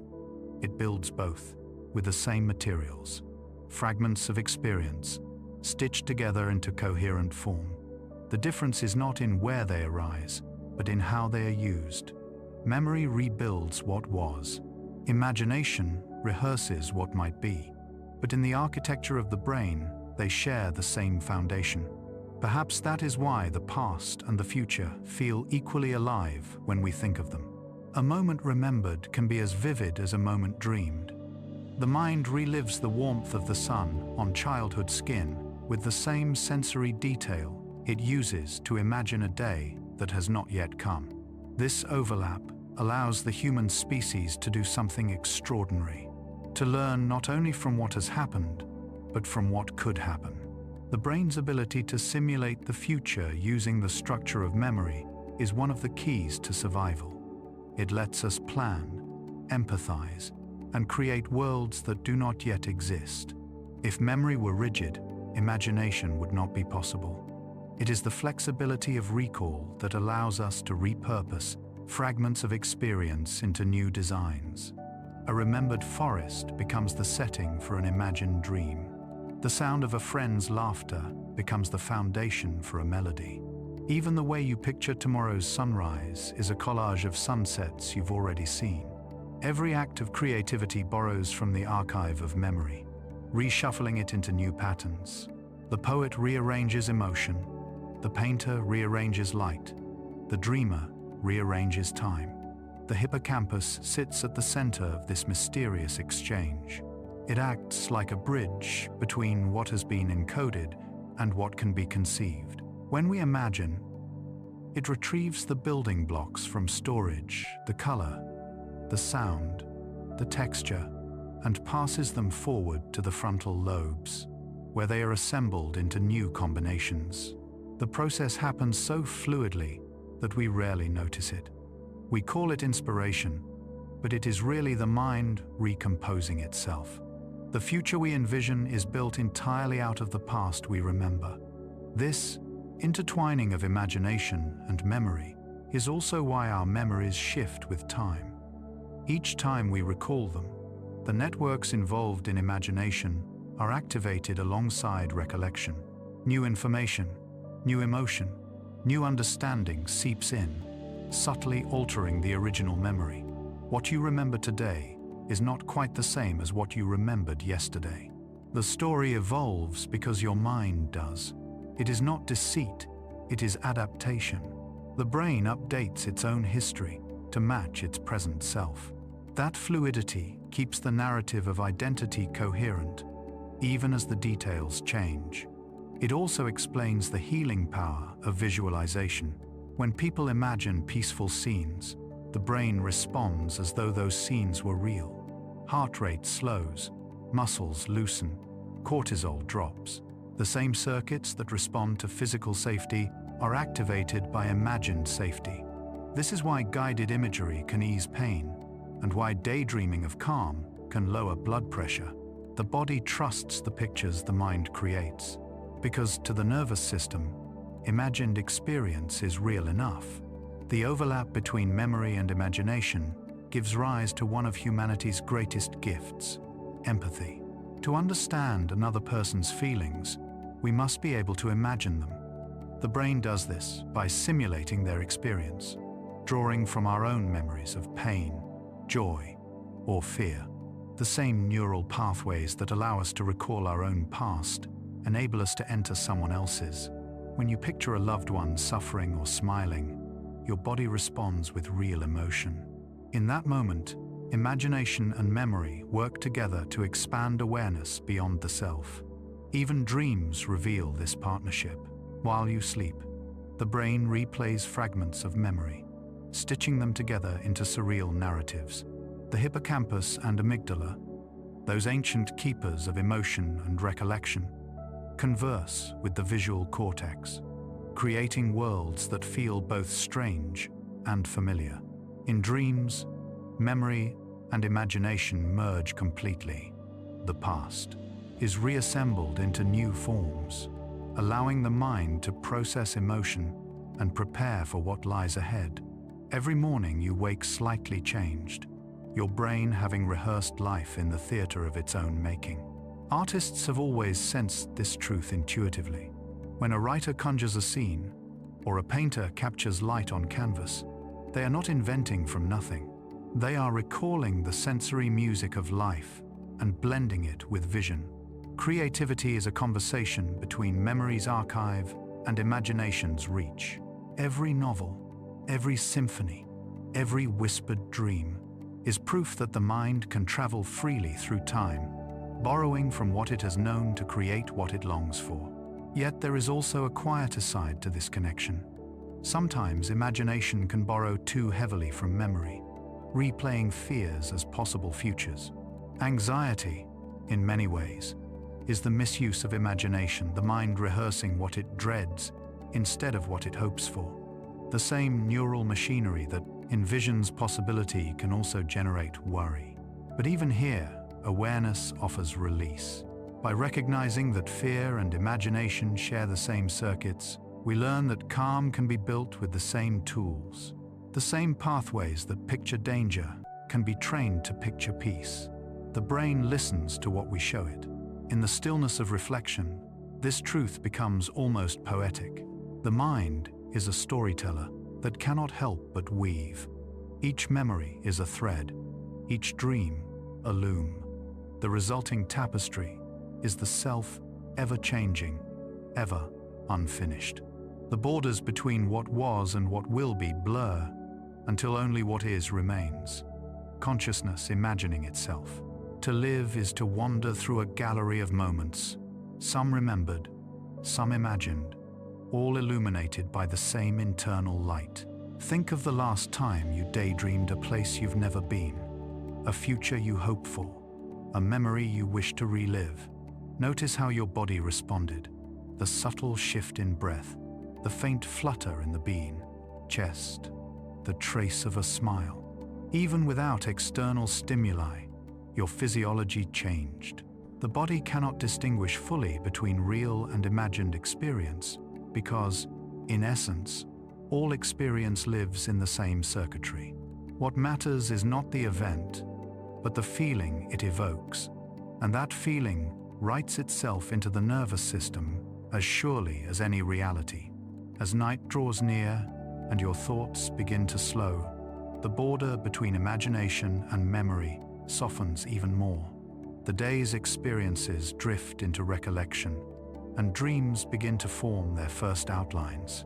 The same neurons that recorded your waking life prepare to replay and reshape it, transforming the raw material of today into the subtle textures of tomorrow. Within your mind, creation never stops. Memory breathes, imagination exhales, and the rhythm between them forms the endless cycle of awareness. In this way, you are both the historian and the dreamer of your own life. You carry the past within your imagination and the future within your memory. Each feeds the other in quiet harmony, building the landscape of consciousness, moment by moment. The next time you close your eyes to imagine, know that you are also remembering the two are one. The circuits that light up are ancient and shared, whispering softly that to envision is to recall, and to recall is to create. In that beautiful symmetry lies the secret of the mind, a single current flowing through time, weaving yesterday into tomorrow and calling it life. 9. Breathing can rewire emotion. Breath is the oldest rhythm of life, the soft tide that begins before thought and continues long after words have gone silent. It is the first thing we do when entering the world, and the last thing we release when we leave it. Between those two moments stretches a lifetime of breathing, millions of gentle exchanges between body and world, between the inner sea of blood and the outer ocean of air. Yet within that quiet constancy lies something profound, ability to change the mind itself. Breath is not only survival, it is communication, a language between the body and emotion. Each inhale and exhale carries messages deeper than speech, capable of reshaping the very chemistry of feeling. Every emotion has its breath. Fear shortens it, joy opens it, grief catches it, peace lengthens it. These patterns are not coincidences, they are reflections of ancient design. The nervous system listens to breath as carefully as it listens to danger or comfort. When you breathe quickly and shallowly, the body assumes urgency. The sympathetic nervous system awakens, preparing for motion or defense. When you breathe deeply and slowly, the parasympathetic system answers, soothing the pulse, softening muscles, quieting the mind. Breath is the switchboard of the nervous system, the bridge through which thought and biology exchange their secrets. In the center of this dialogue lies the vagus nerve, a long, wandering thread that connects the brain to the heart, lungs, and gut. Every slow exhale stimulates this nerve, sending signals upward that all is well, that it is safe to rest. In response, the brain releases neurotransmitters that slow the heart, lower blood pressure, and ease anxiety. This is why a deep breath can calm trembling hands, or why sighing feels like release. It is not imagination, it is physiology. Each breath is an act of self-regulation, a direct conversation with the subconscious patterns that govern mood and thought. For centuries, this wisdom has been known intuitively. Ancient traditions of meditation and prayer discovered that controlling breath could control emotion, even without the language of science to explain it. The yogic pranayama practices of India, the measured chants of Tibetan monks, the gentle recitations of the Benedictine abbeys, all share one principle. When breath becomes deliberate, the mind becomes clear. These traditions are not superstition. They are the inherited knowledge of observation. People noticed, across generations, that peace always began in the chest. Modern research now confirms this ancient truth. Breathing patterns directly influence the balance of gases in the blood, especially carbon dioxide, which determines how much oxygen reaches the brain. Shallow, rapid breathing reduces oxygen flow and heightens alertness, useful in moments of threat but harmful when chronic. Deep, rhythmic breathing restores balance, flooding the brain with nourishment and quieting overactive circuits of fear. Functional MRI studies have shown that even a few minutes of conscious breathing can deactivate the amygdala, the region responsible for anxiety and alarm. In its place, the prefrontal cortex, the seat of reflection and awareness, gains control. In other words, breath transfers command from reaction to understanding. Think of how easily breath reflects emotion in daily life. When startled, we gasp.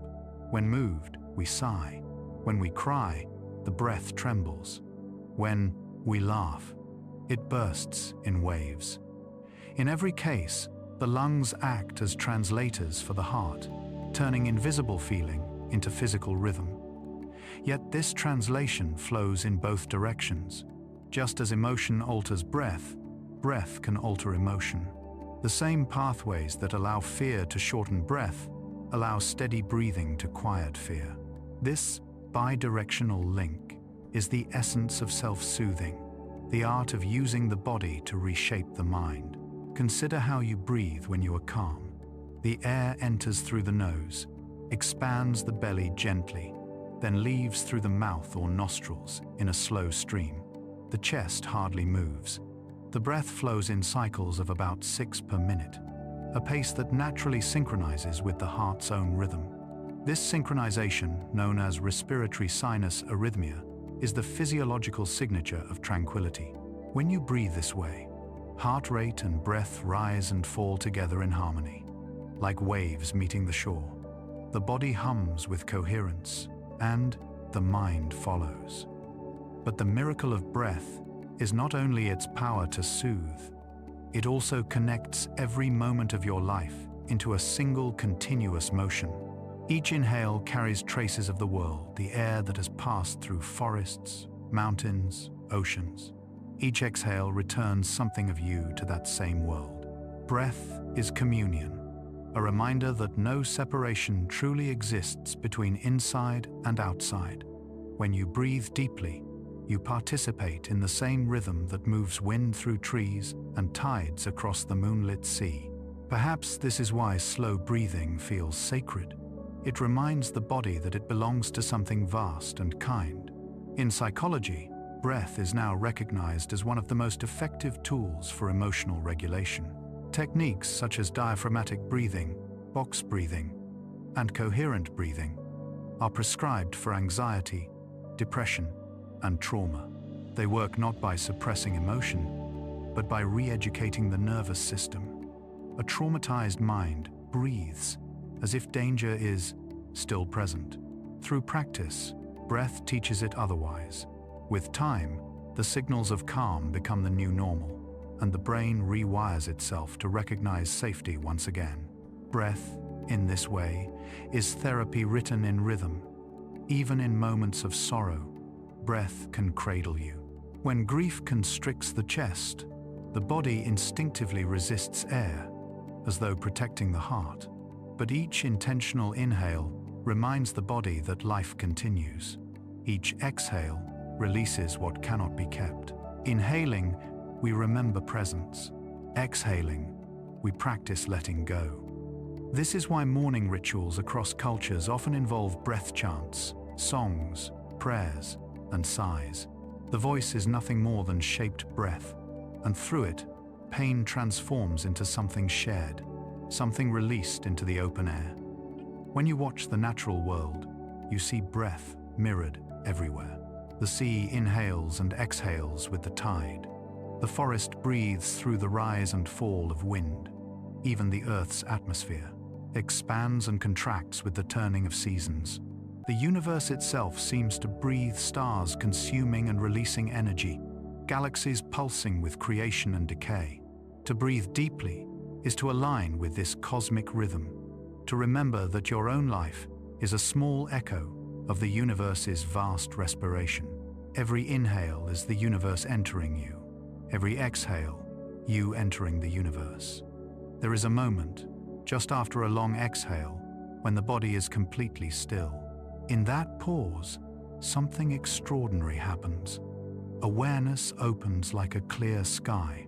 Thought grows quiet. The self dissolves slightly, and a deeper presence emerges.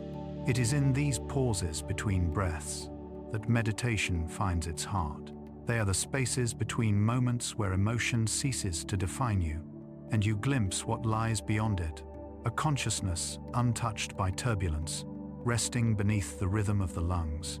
When you breathe with awareness, you begin to notice subtle sensations, the coolness of air entering the nose, the expansion of the ribs, the warmth of air leaving. This awareness draws the mind gently back from the past and future into the living moment. It anchors you in now, where emotion loses its sharpness and becomes a simple vibration moving through. The more you breathe consciously, the more the brain learns that calm is accessible anytime. The neural pathways of stress gradually weaken, replaced by circuits of balance. You are, in a literal sense, training your biology to rest. As you lie in the quiet of evening, breathing slows naturally. The body understands that it is safe to drift. The mind, lulled by this rhythm, begins to release the day. Thoughts come and go like small clouds crossing a larger sky. Each breath carries you deeper into stillness, further from the noise of worry, closer to the gentle hum of existence itself. The boundary between breath and world blurs until there is only movement, slow, circular, eternal. In that softness, you may realize that breathing has been your oldest companion, always faithful, always patient. It has carried you through fear and laughter, through tears and silence. It has been the unnoticed thread binding every chapter of your life together.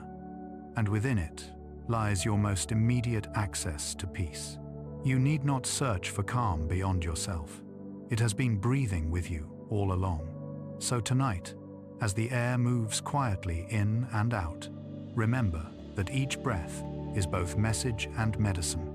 It tells the body that it is alive, the mind that it can rest, the heart that it is safe. Breathing does not only keep you alive, it teaches you how to live. With every inhale, you receive the world. With every exhale, you return yourself to it. And somewhere in between, in that tender pause, emotion reshapes itself into calm, and the rhythm of your lungs becomes the rhythm of peace. 10. The mind predicts before it sees. Before your eyes register the shape of a tree, before your ears detect the tone of a voice, before your hand recognizes the texture of a surface, your mind has already made a quiet prediction of what will come next. It lives half a heartbeat ahead of the world, forever anticipating, forever imagining. This is not a flaw in perception, it is its foundation. The brain does not simply record reality like a camera. It builds it, moment by moment, using memory, expectation, and context to create a seamless experience of being alive.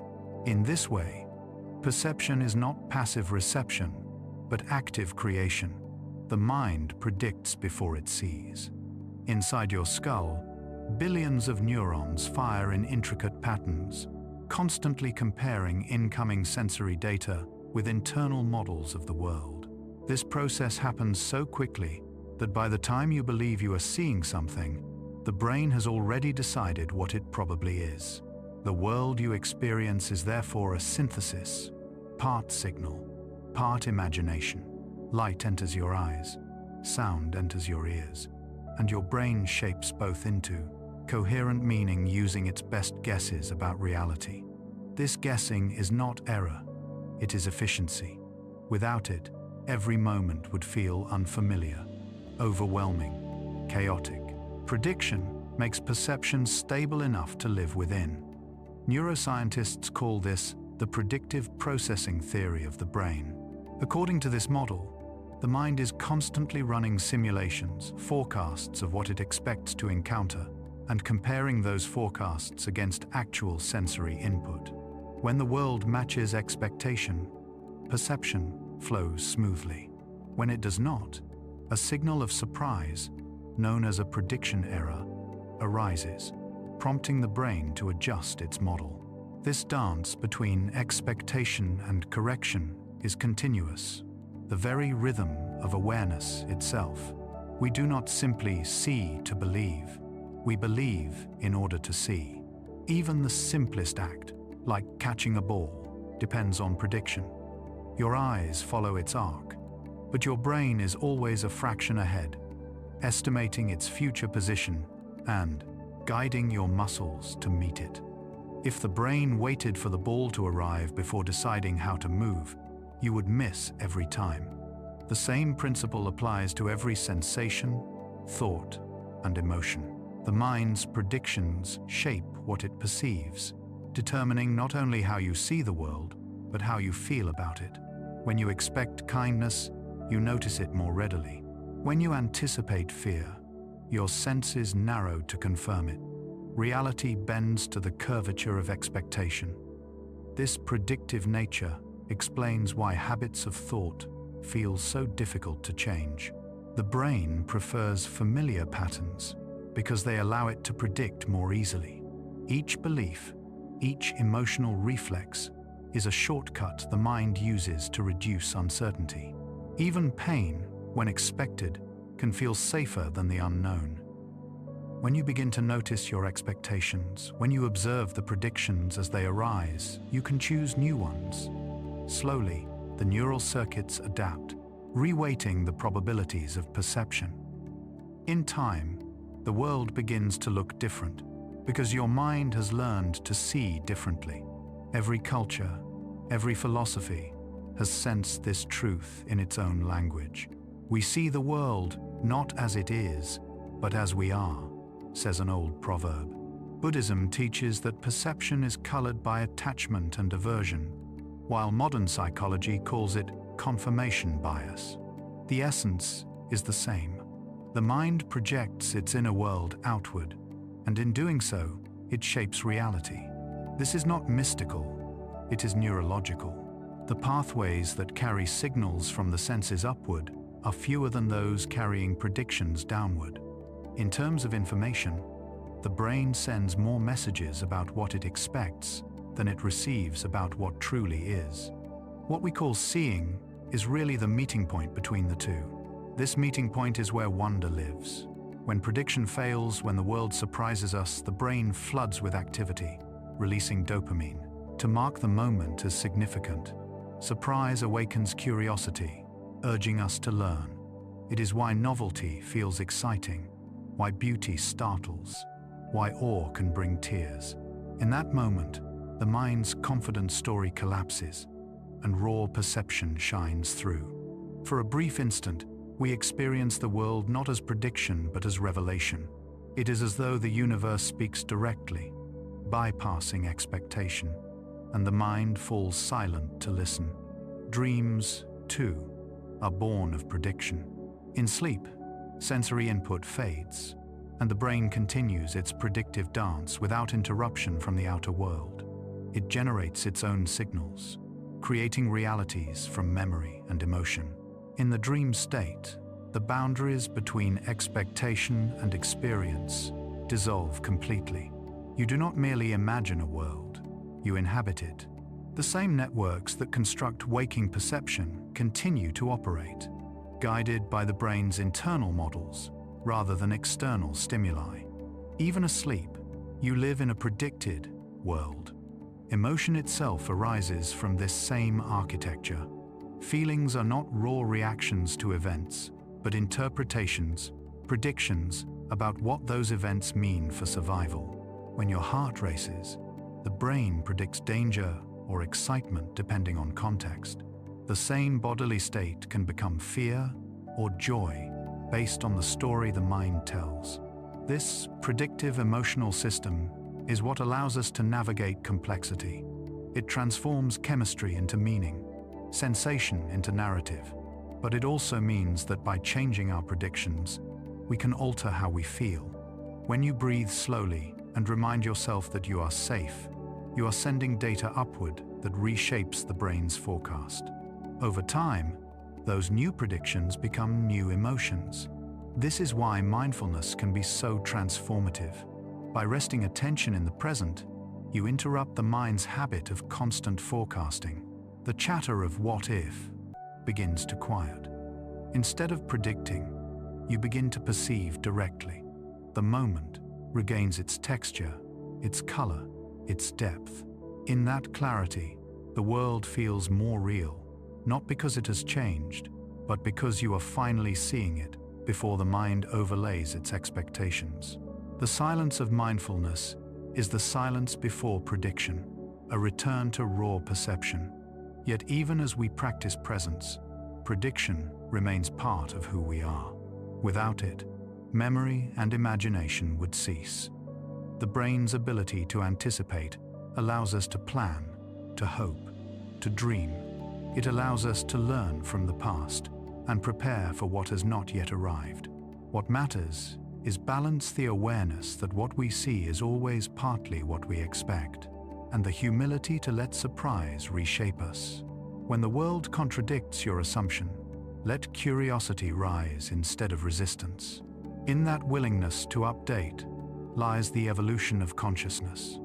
The predictive nature of the mind reveals something poetic, that every perception is a small act of faith. You trust your senses, though they show only fragments. You trust your brain, though it fills in the rest.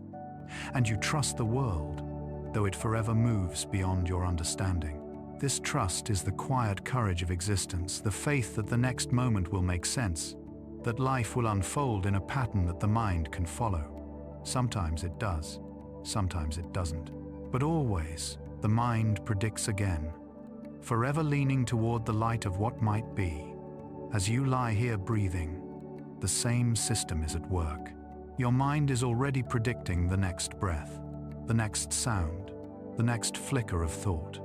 It builds a model of calm, expecting the rhythm to continue, and in doing so, it helps make it so. The calm you feel is not merely received, it is co-created, a partnership between perception and anticipation. The body rests because the mind tells it to, and the mind softens because the body believes it. When dawn comes, the light that enters your eyes will not surprise your brain entirely. It will simply confirm what it has already begun to expect, that a new day will arrive, that the world continues. Yet within that predictable certainty lies the ever-present possibility of wonder. Every time the mind predicts, the universe has a chance to prove it wrong. Every sunrise is both expected and new. So as you drift towards sleep, let your mind continue its gentle forecasting, not of worry, but of peace. Imagine the breath to come, the dream to unfold, the morning that will rise. In doing so, you are teaching your brain the oldest lesson of existence, that safety can be predicted, that calm can be expected, that the world, though unknown, is kind enough to meet you halfway. The mind predicts before it sees, but sometimes what it sees at last is everything it hoped for. 11. Empathy is felt, not thought. Empathy is one of the quietest miracles of the human mind. It moves beneath language, beneath logic, beneath the deliberate act of understanding. It is not something we decide to feel. It is something that happens to us, something the body and brain perform long before thought arrives. To witness another's emotion, joy, pain, fear, or tenderness is to feel a faint echo of it reverberate within yourself. This resonance does not come from imagination or morality, but from biology. Empathy is not an idea about connection. It is the physical experience of it. The mind does not reason its way into compassion. It feels its way there. Within the folds of your brain lives a network of cells called mirror neurons. They were discovered when researchers noticed that the same neurons fired in a monkey's brain, both when it grasped an object and when it merely watched another do so. The observation was startling. The mind simulates what it sees. When you watch someone smile, your own brain prepares to smile. When you see another person in distress, your body mirrors their posture. Your pulse quickens, your muscles subtly tense. Even your skin conductivity shifts to match their emotional state. The division between self and other softens. You do not just see emotion, you participate in it. This mirroring begins almost as soon as life does. A newborn infant, moments after birth, will cry when hearing another baby's cry. There is no concept of you or me in that moment, only resonance. The infant's nervous system reads the sound of distress as if it were its own. This is empathy in its purest form, untaught and unfiltered. As we grow, culture and experience refine it, teaching us when to act, when to comfort, when to protect ourselves from being overwhelmed. But the underlying circuitry never disappears. Beneath every relationship, every conversation, every shared silence, the same ancient mechanism hums, feeling mirrored through feeling. When you encounter another person's pain, your body translates their suffering into your own physiological language. The anterior insula, a deep region of the brain responsible for awareness of internal states, activates as if you were physically hurt. The limbic system lights up, producing emotional warmth or sorrow. Even hormones shift. Levels of oxytocin and vasopressin rise, preparing the body for care and connection. This is not metaphor, it is chemistry. The body feels what it perceives, and the mind interprets that sensation as compassion. Empathy, then, is not a performance of kindness. It is an involuntary recognition of shared existence. There is a deep evolutionary wisdom in this. For early humans, survival depended not on isolation, but on interconnection. The ability to sense another's fear warned the group of danger. The impulse to comfort a child or help a wounded companion strengthened the tribe. Those who could feel together endured together. Over countless generations, empathy became embedded not just in our social instincts but in our biology. It is the invisible thread that holds communities intact. The quiet intelligence that reminds us that another's life is bound to our own. Even now, empathy moves faster than thought. When you see tears form in someone's eyes, the muscles around your own eyes tighten reflexively. When you hear a voice tremble, your throat constricts. This happens within fractions of a second, too quickly for deliberate thought. The nervous system is fluent in emotion long before consciousness joins the conversation. Words may explain what someone feels, but the body knows it first. This is why moments of silence between people can feel more intimate than dialogue. The absence of speech allows resonance to deepen. Empathy thrives not in explanation, but in presence. Empathy also works through imagination, but not imagination as fantasy. When you picture yourself in another's situation, your brain activates many of the same regions that would engage if you were truly experiencing it. The simulation is so vivid that it changes heart rate, breathing, and skin temperature. Through this mental rehearsal, empathy extends beyond the people in front of you to those you have never met, those whose lives unfold far away, or even those who exist only in stories. This capacity allows art, literature, and music to move us. When we read of a stranger's grief or hear a melody of longing, we feel something genuine stir within us. Fiction becomes a bridge, carrying empathy across distance and time. Yet empathy is not always gentle. It can be heavy, even painful. To feel another's sorrow too fully can blur the boundary of self. Healthcare workers, counselors, and caregivers often experience what psychologists call compassion fatigue, a deep exhaustion born not of apathy, but of over-resonance. Their mirror neurons work without rest, absorbing others' pain, until the body itself begins to ache. True empathy requires balance, the ability to feel another's experience while still remembering your own. This is why self-care and boundaries are not opposites of compassion, but its companions. To sustain empathy, one must also know how to breathe, how to return to the quiet center of the self between encounters. Still, even in exhaustion, empathy remains the source of meaning. It connects us to something larger than individuality. When you comfort a friend, or sit beside a stranger in shared silence, or even watch a movie that makes you weep, you are experiencing the same fundamental truth. Consciousness is not solitary. Your awareness is braided into the awareness of others, a shared field through which emotion travels like waves. Each act of kindness sends ripples across that field, altering countless unseen lives. Empathy is not confined to the mind, it radiates through the body into the world. There is evidence that empathy extends beyond humans. When one penguin chick calls in distress, dozens of adults respond. Elephants stand vigil over their dead. Dolphins support the sick in the water, adjusting their breath to match. Even plants, connected by networks of fungi, respond to stress signals from neighbors, sending nutrients to those in need. Life seems to understand, at every level, that feeling together is safer than feeling alone. Empathy may not belong to us, it may belong to nature itself, flowing through all that breathes and grows. In daily life, empathy often hides in small moments. A glance of recognition between strangers on a train, a shared laugh that dissolves tension, a quiet listening that allows someone to finish their thought. These gestures are the body's way of saying, "I am here with you." They require no effort because they are as natural as breathing. The mind, for all its complexity, finds peace in resonance.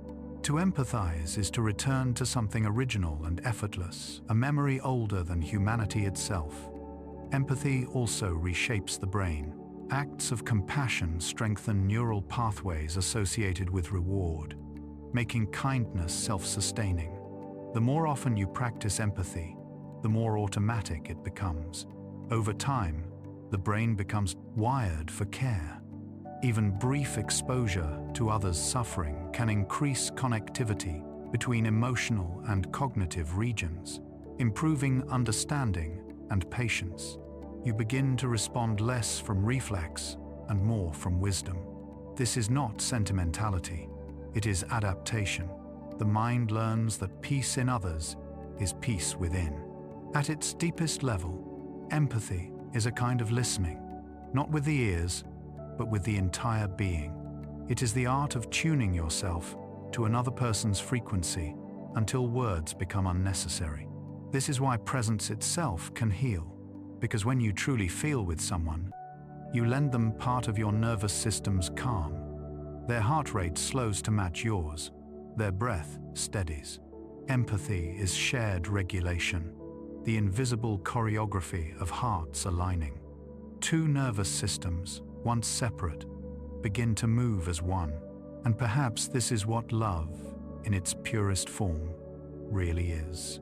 Empathy carried to its highest vibration. Not romantic, not possessive, but the recognition that every living thing is connected through the same current of feeling. When you hold a loved one's hand, when you look into the eyes of an animal, when you watch the ocean and feel it move something deep within you, that is empathy expanding beyond the boundaries of mind into the rhythm of existence itself. As you drift toward rest tonight, imagine this web of feeling stretching across the planet. Millions of hearts beating in unison. Billions of small acts of care unfolding quietly, unseen. Somewhere, someone is holding another through grief. Somewhere, laughter is shared in the dark. Somewhere, a stranger offers comfort to someone who will never know their name. You are part of that network, woven by breath and awareness into the vast tapestry of empathy. In the end, empathy does not ask to be understood, it asks to be felt. It is the pulse beneath compassion, the current beneath kindness, the silence beneath every word of love. It reminds us that to feel another's joy is to expand our own, and to feel another's pain is to affirm our shared humanity. Long before the mind can think its way into wisdom, the heart already knows. Empathy is not thought. It is the quiet heartbeat of life itself. 12. Silence strengthens awareness. There is a particular kind of silence that lives beneath sound, one that is not the absence of noise, but the presence of stillness itself.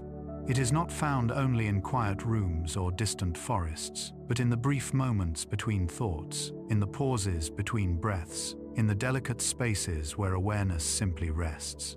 This silence is not emptiness, it is the foundation of perception, the invisible backdrop upon which all experience unfolds. Every sound, every word, every emotion arises out of it and eventually returns to it, like ripples fading back into a still pond. Silence does not ask for effort. It is what remains when effort ceases. The modern world moves with a constant hum.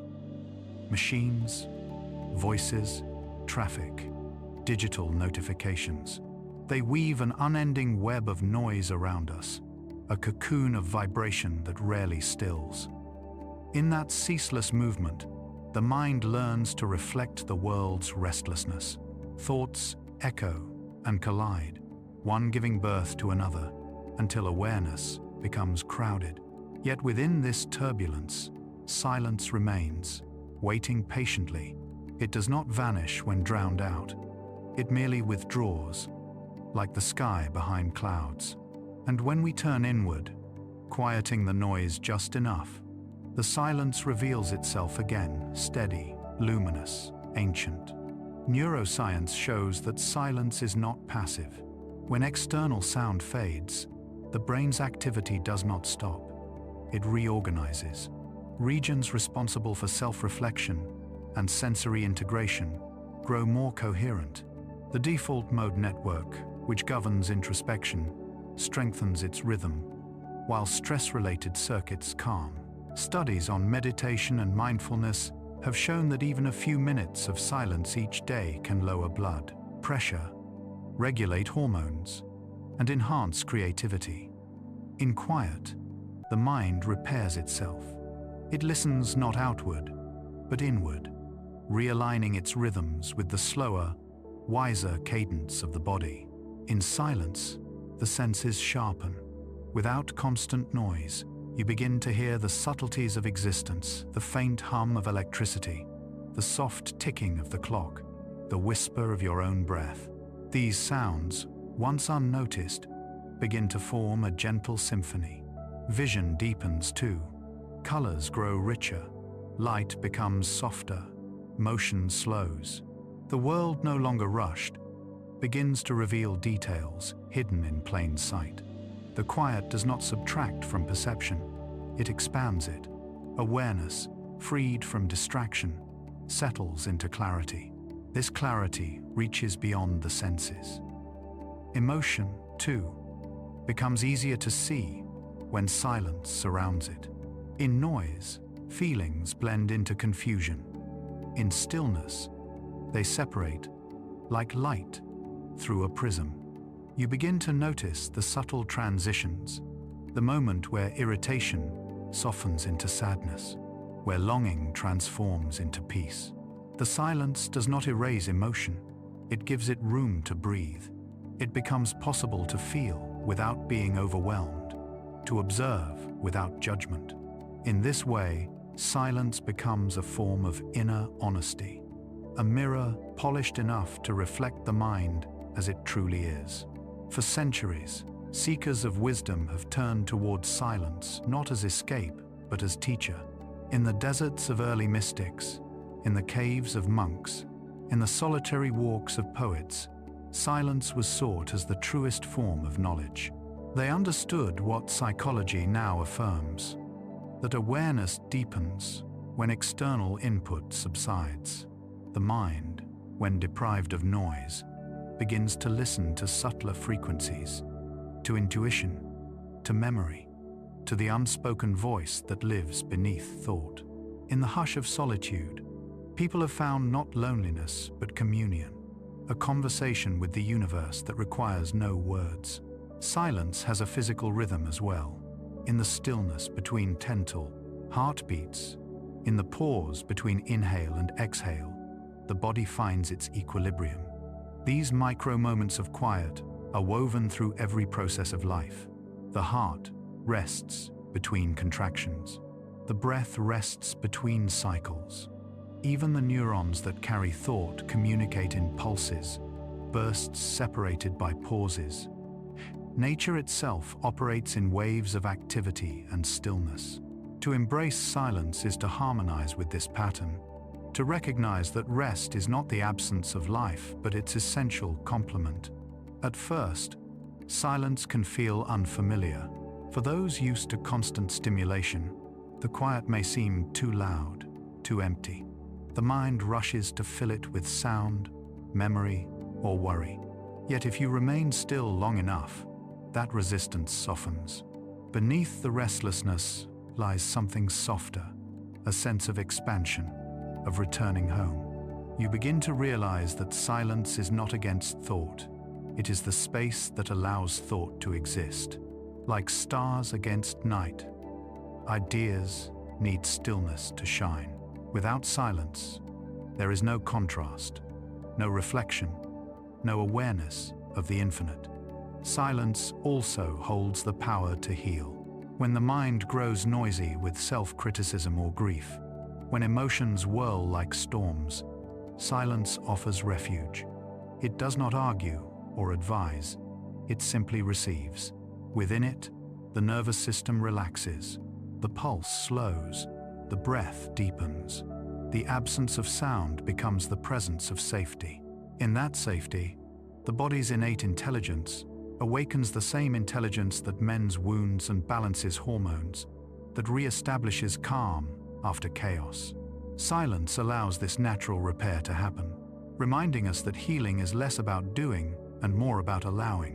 When two people share silence together, something extraordinary occurs. Without words, their awareness begins to synchronize. The small gestures, the rhythm of breath, the position of the shoulders, the gaze fall into quiet alignment. This shared stillness communicates more than speech ever could. It conveys trust. It conveys peace. It says, we do not need noise to understand each other. In such moments, silence becomes a language of its own, one that transcends culture, age, or background. It is the sound of mutual presence. Even in art and music, silence holds its sacred role. Composers have long understood that rest is as vital as note, that absence gives meaning to sound. Between two tones lies the pause that allows emotion to echo. Painters use negative space to draw attention to form. Poets leave blank lines to let breath enter language. In every creative act, silence is the invisible collaborator. It is the frame that makes beauty visible. To invite silence into life is not to withdraw from the world, but to return to its essence. Beneath the noise of civilization, beneath thought and time, there is a still current of awareness that never moves, never fades. When you touch that current, even for a moment, the boundaries between self and world begin to blur. You realize that silence is not external, it is the core of consciousness itself.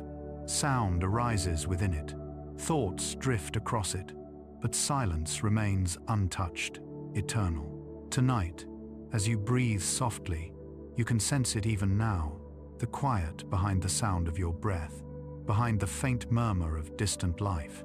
Let your awareness rest there. Feel how each exhale carries you closer to stillness, how each heartbeat settles into calm. There is no need to chase silence. It is already here, surrounding every sound, like night surrounds light. You are listening not to emptiness, but to presence, the presence that has always waited beneath the surface of experience. In this stillness, awareness strengthens. It becomes wide enough to hold every sound, every thought, every feeling, without being disturbed by them. The noise of life continues, but it no longer shakes you. You are the silence that listens, the space in which everything comes and goes. And when morning arrives, carrying the soft sounds of the waking world, you will find that silence remains within you, unbroken, luminous, steady, the quiet heartbeat of consciousness itself. 13 music aligns heartbeats. Somewhere in the distance, a melody begins. A soft vibration moves through the air, gentle at first, then pulsing with rhythm and tone.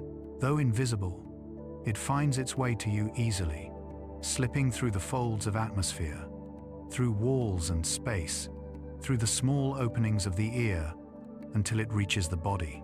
In that moment, before the mind even recognizes the song, something within begins to change.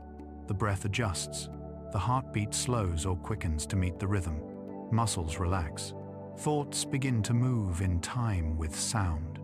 This is the quiet power of music, the most ancient language of the human world, older than writing, older even than words. It does not enter the mind through understanding but through resonance. It speaks to the body first. When you listen to music, sound waves travel through the air, like ripples across a lake, meeting the delicate hairs of the inner ear. These tiny sensors convert vibration into electrical signals that race toward the auditory cortex, where perception blooms. But the miracle of music begins long before that final recognition. Even as the vibrations move through your body, they touch the skin, the bones, the heart. The entire organism listens, not only the ear. The skin feels low frequencies as touch. The chest feels them as motion. The pulse aligns with their rhythm. The body becomes an instrument playing along. Neuroscientists have discovered that when people listen to the same music, their heart rates begin to synchronize. This phenomenon, called entrainment, is one of the most beautiful examples of collective resonance in nature. The body does not resist rhythm, it seeks it. When a group of listeners shares a melody, their breathing patterns align, their pulses fall into similar timing, and for a few moments, individual boundaries blur. They are not merely hearing the same sound, they are sharing the same internal tempo. The song becomes a bridge between hearts, a common rhythm that dissolves the illusion of separateness. This synchronization has deep evolutionary roots. Long before humans built cities or wrote stories, they gathered around fire and sang. Those early songs were not performance, but connection.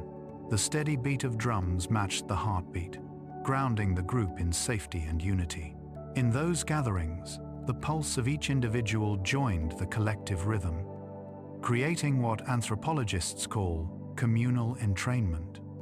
This biological coherence strengthened emotional bonds, encouraged cooperation, and fostered trust. In essence, music became a physiological expression of belonging. Even now, when you listen to a song that moves you, the same ancient process unfolds. The auditory nerve carries rhythm to the brainstem, which governs basic functions like heart rate and breathing. These rhythms begin to modulate, matching the pattern of the music. A slow, steady tempo encourages relaxation. A faster one awakens energy and alertness. Harmonies release dopamine in the reward centers of the brain, producing feelings of pleasure and warmth.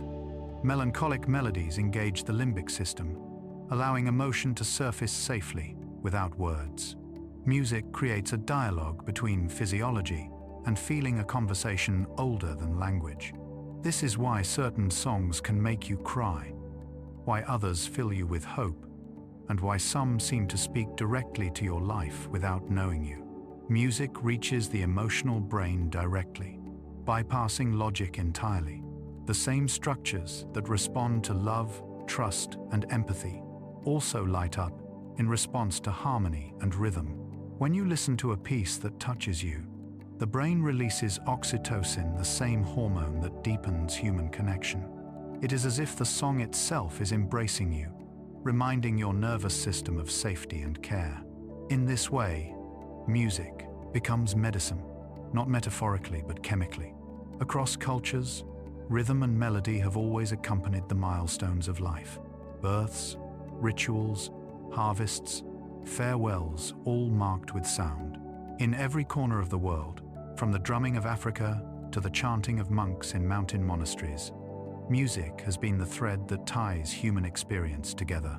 The patterns differ, but the purpose is the same: to regulate emotion, to unite, to heal. Even silence in music, the pause between notes, has meaning. It gives shape to rhythm, creating a heartbeat the listener can feel in their own body. The relationship between music and the heart is intimate. Studies using electrocardiograms have shown that slow, melodic tunes can lower heart rate and blood pressure, while fast, rhythmic music can stimulate alertness and coordination. The effect is so reliable that hospitals now use music therapy to support healing and recovery. Patients who listen to calming compositions after surgery often require less pain medication and recover faster. Premature infants in neonatal care gain weight more quickly when exposed to gentle lullabies, their small hearts beating in time with the rhythm of the song. Music, it seems, teaches even the newest life how to rest. But music does not only connect us with others, it also reconnects us with ourselves. In moments of solitude, when thoughts feel scattered, rhythm provides a structure that gathers them. The steady pace of a drum beat or the repeating phrase of a melody mirrors the brain's natural wave patterns. Alpha and theta rhythms, associated with relaxation and creativity, increase as music plays. The mind, entrained to sound, becomes coherent, and in that coherence arises a sense of calm clarity.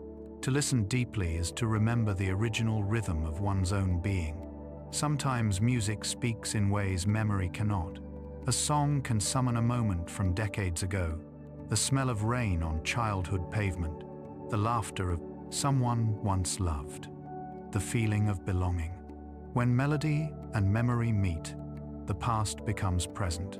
For patients suffering from dementia or Alzheimer's, music can awaken recognition long thought lost. Familiar tunes can reanimate language, movement, even identity. The brain may forget words, but it remembers rhythm. The circuits that hold music are some of the last to fade, suggesting that the heartbeat of awareness is written in sound itself. And yet, music is not always gentle. There are songs of anger, of longing, of resistance. These, too, align heartbeats not in rest, but in power. Protest chants, work songs, anthems all channel collective emotion into shared rhythm. The beat becomes the pulse of determination, the sound of many hearts moving toward one purpose. Whether in peace or in struggle, music transforms the solitary heartbeat into a chorus. It turns isolation into unity, confusion into focus, pain into art. Some scientists have proposed that the entire brain is a kind of orchestra, with neurons firing in rhythmic synchrony across regions. Thought, memory, sensation all rely on timing. When these rhythms fall out of harmony, mental distress can follow. When they realign through meditation, through breath, through music, the mind feels whole again. In this sense, to listen to music is to tune the self. The body, the mind, and the heart adjust to the same frequency, resonating with the larger symphony of life. As night deepens, imagine that symphony extending far beyond you, every heartbeat on the planet contributing to an unseen rhythm. The ocean's waves, the wind through trees, the wings of birds in flight, even the stars pulse, their light flickering in patterns of vibration. The universe itself is a kind of music, an endless composition played in frequencies we can only partly hear. When you listen to a song that moves you, you are listening to a small reflection of that cosmic sound. You are remembering what it feels like to belong to the rhythm that holds everything together. So tonight, as you rest, let music be your bridge back to stillness. Let each note align with your breath, each rhythm merge with your heart. You do not need to analyze it or name it, just listen until the distinction between sound and silence disappears. In that state, awareness softens, and all that remains is vibration. The body hums quietly. The heartbeat finds its natural pace. The mind sways gently in time with the unseen music that surrounds all life. And in that perfect rhythm, for a moment, everything is one. 14 dreams heal what waking cannot. Each night, as you surrender to sleep, the mind slips gently from the outer world into a quieter realm. Thought loosens its grip, the body softens, and awareness begins to drift through the half-lit borderlands of consciousness. What seems like rest is, in truth, an intricate process of repair. Beneath the stillness, the brain hums with activity, weaving together fragments of memory, emotion, and experience. Dreams rise from that movement not as random illusions, but as part of a profound and ancient intelligence. They are the language through which the mind restores itself, healing in images what it cannot always reach in words. During waking hours, the mind gathers impressions, sensations, and emotions faster than it can process them. Much of what we feel, stress, desire, sorrow, wonder, remains unfinished, unfiled, unresolved. When sleep comes, the brain begins to sort through this accumulation. It sifts, selects, and reorders. The hippocampus, that small, seahorse-shaped organ of memory, replays the day's events in fragments, sending them outward to the cortex, where they are woven into long-term understanding. This replay is not a mere recording, it is creative editing. The brain experiments, reshaping experiences to extract meaning and balance. Dreams are the visible expression of this hidden work, the art of the mind healing itself through metaphor. Neuroscientists have found that during the deepest phases of sleep, especially rapid eye movement, or REM, emotional memories, are reactivated but stripped of their sharpest sting. The brain revisits painful moments in the absence of stress hormones, allowing the emotional charge to fade while the lesson remains. In this way, dreams perform a kind of gentle exposure therapy. They let us face what we could not face in daylight, but safely, within the softness of imagination. A heartbreak revisited in sleep becomes less jagged. A fear replayed becomes manageable. The dream's symbolic language, with its impossible juxtapositions and shifting forms, allows the psyche to express truths too complex for logic. Think of how grief moves through dreams. Often, the departed return not as ghosts, but as presences, calm and unspoken. These encounters may not make sense to the rational mind, yet they bring comfort deeper than reason. In the dream, the boundaries of time and death dissolve, allowing love to continue its dialogue across the unseen. Psychology recognizes this as one of the ways the mind reconciles loss. The dream creates a bridge where the heart can say what waking life cannot. Goodbye, I miss you, I remember. Such dreams are not illusions. They are the psyche's way of preserving wholeness in the face of separation. Dreams also reveal what is hidden beneath the surface of waking thought. The unconscious mind speaks through imagery, condensing vast emotions into simple symbols. A locked door, a rising tide, a falling star, these are the hieroglyphs of feeling, written not on paper but on the fabric of sleep.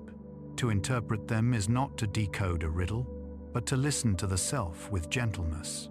The dream does not deceive, it disguises, softening the intensity of what it shows so that we may bear it. Each image carries meaning shaped by the dreamer's own life. A mountain may be challenge or freedom. A child may be hope or memory. The language of dreams is personal yet universal, born of shared biology and infinite imagination. Long before science spoke of REM cycles, ancient cultures understood dreams as sacred spaces. The Egyptians kept dream journals and temples dedicated to healing sleep. The Greeks believed the god Asclepius sent visions to guide the sick toward recovery. Indigenous peoples across the world treated dreams as teachers, messages from nature or the ancestors, guiding harmony with the living world. Though modern psychology translates these beliefs into neural terms, the essence remains. Dreams connect us to something larger, a wisdom that transcends conscious reasoning. They are the place where biology meets mystery. Inside the dreaming brain, time dissolves. Minutes stretch into hours. Lifetimes unfold in seconds. This fluidity mirrors the way emotion moves when freed from the constraints of narrative. A single dream may weave together fragments from decades apart, a childhood room, a recent conversation, and an imagined landscape. The mind stitches them into a seamless tapestry of feeling. In doing so, it demonstrates its deepest skill, integration. Every dream is an act of synthesis, a reunion of the scattered parts of the self. What waking life divides, the dream gathers. There is evidence that creative insight also springs from this nocturnal world. Many discoveries, inventions, and works of art have emerged from dreams, the melody of yesterday. The structure of the periodic table, the concept of relativity, the haunting landscapes of surrealist painters. These are not coincidences. During REM sleep, the brain's associative networks loosen, allowing distant ideas to connect. The prefrontal cortex, normally strict and orderly, relaxes its grip, giving intuition free rein. In that freedom, imagination recombines what waking thought keeps apart. Dreaming, in this sense, is the laboratory of creativity, where the mind learns through play. But beyond insight or symbolism, dreams serve a more intimate purpose: emotional renewal. Studies have shown that people deprived of REM sleep become irritable, anxious, and less able to read the emotions of others. Without dreams, empathy fades. The mind becomes brittle, unable to bend with the subtleties of feeling. Dreaming restores emotional flexibility, resetting the balance between reason and sensitivity. It reopens the heart's capacity to respond rather than react.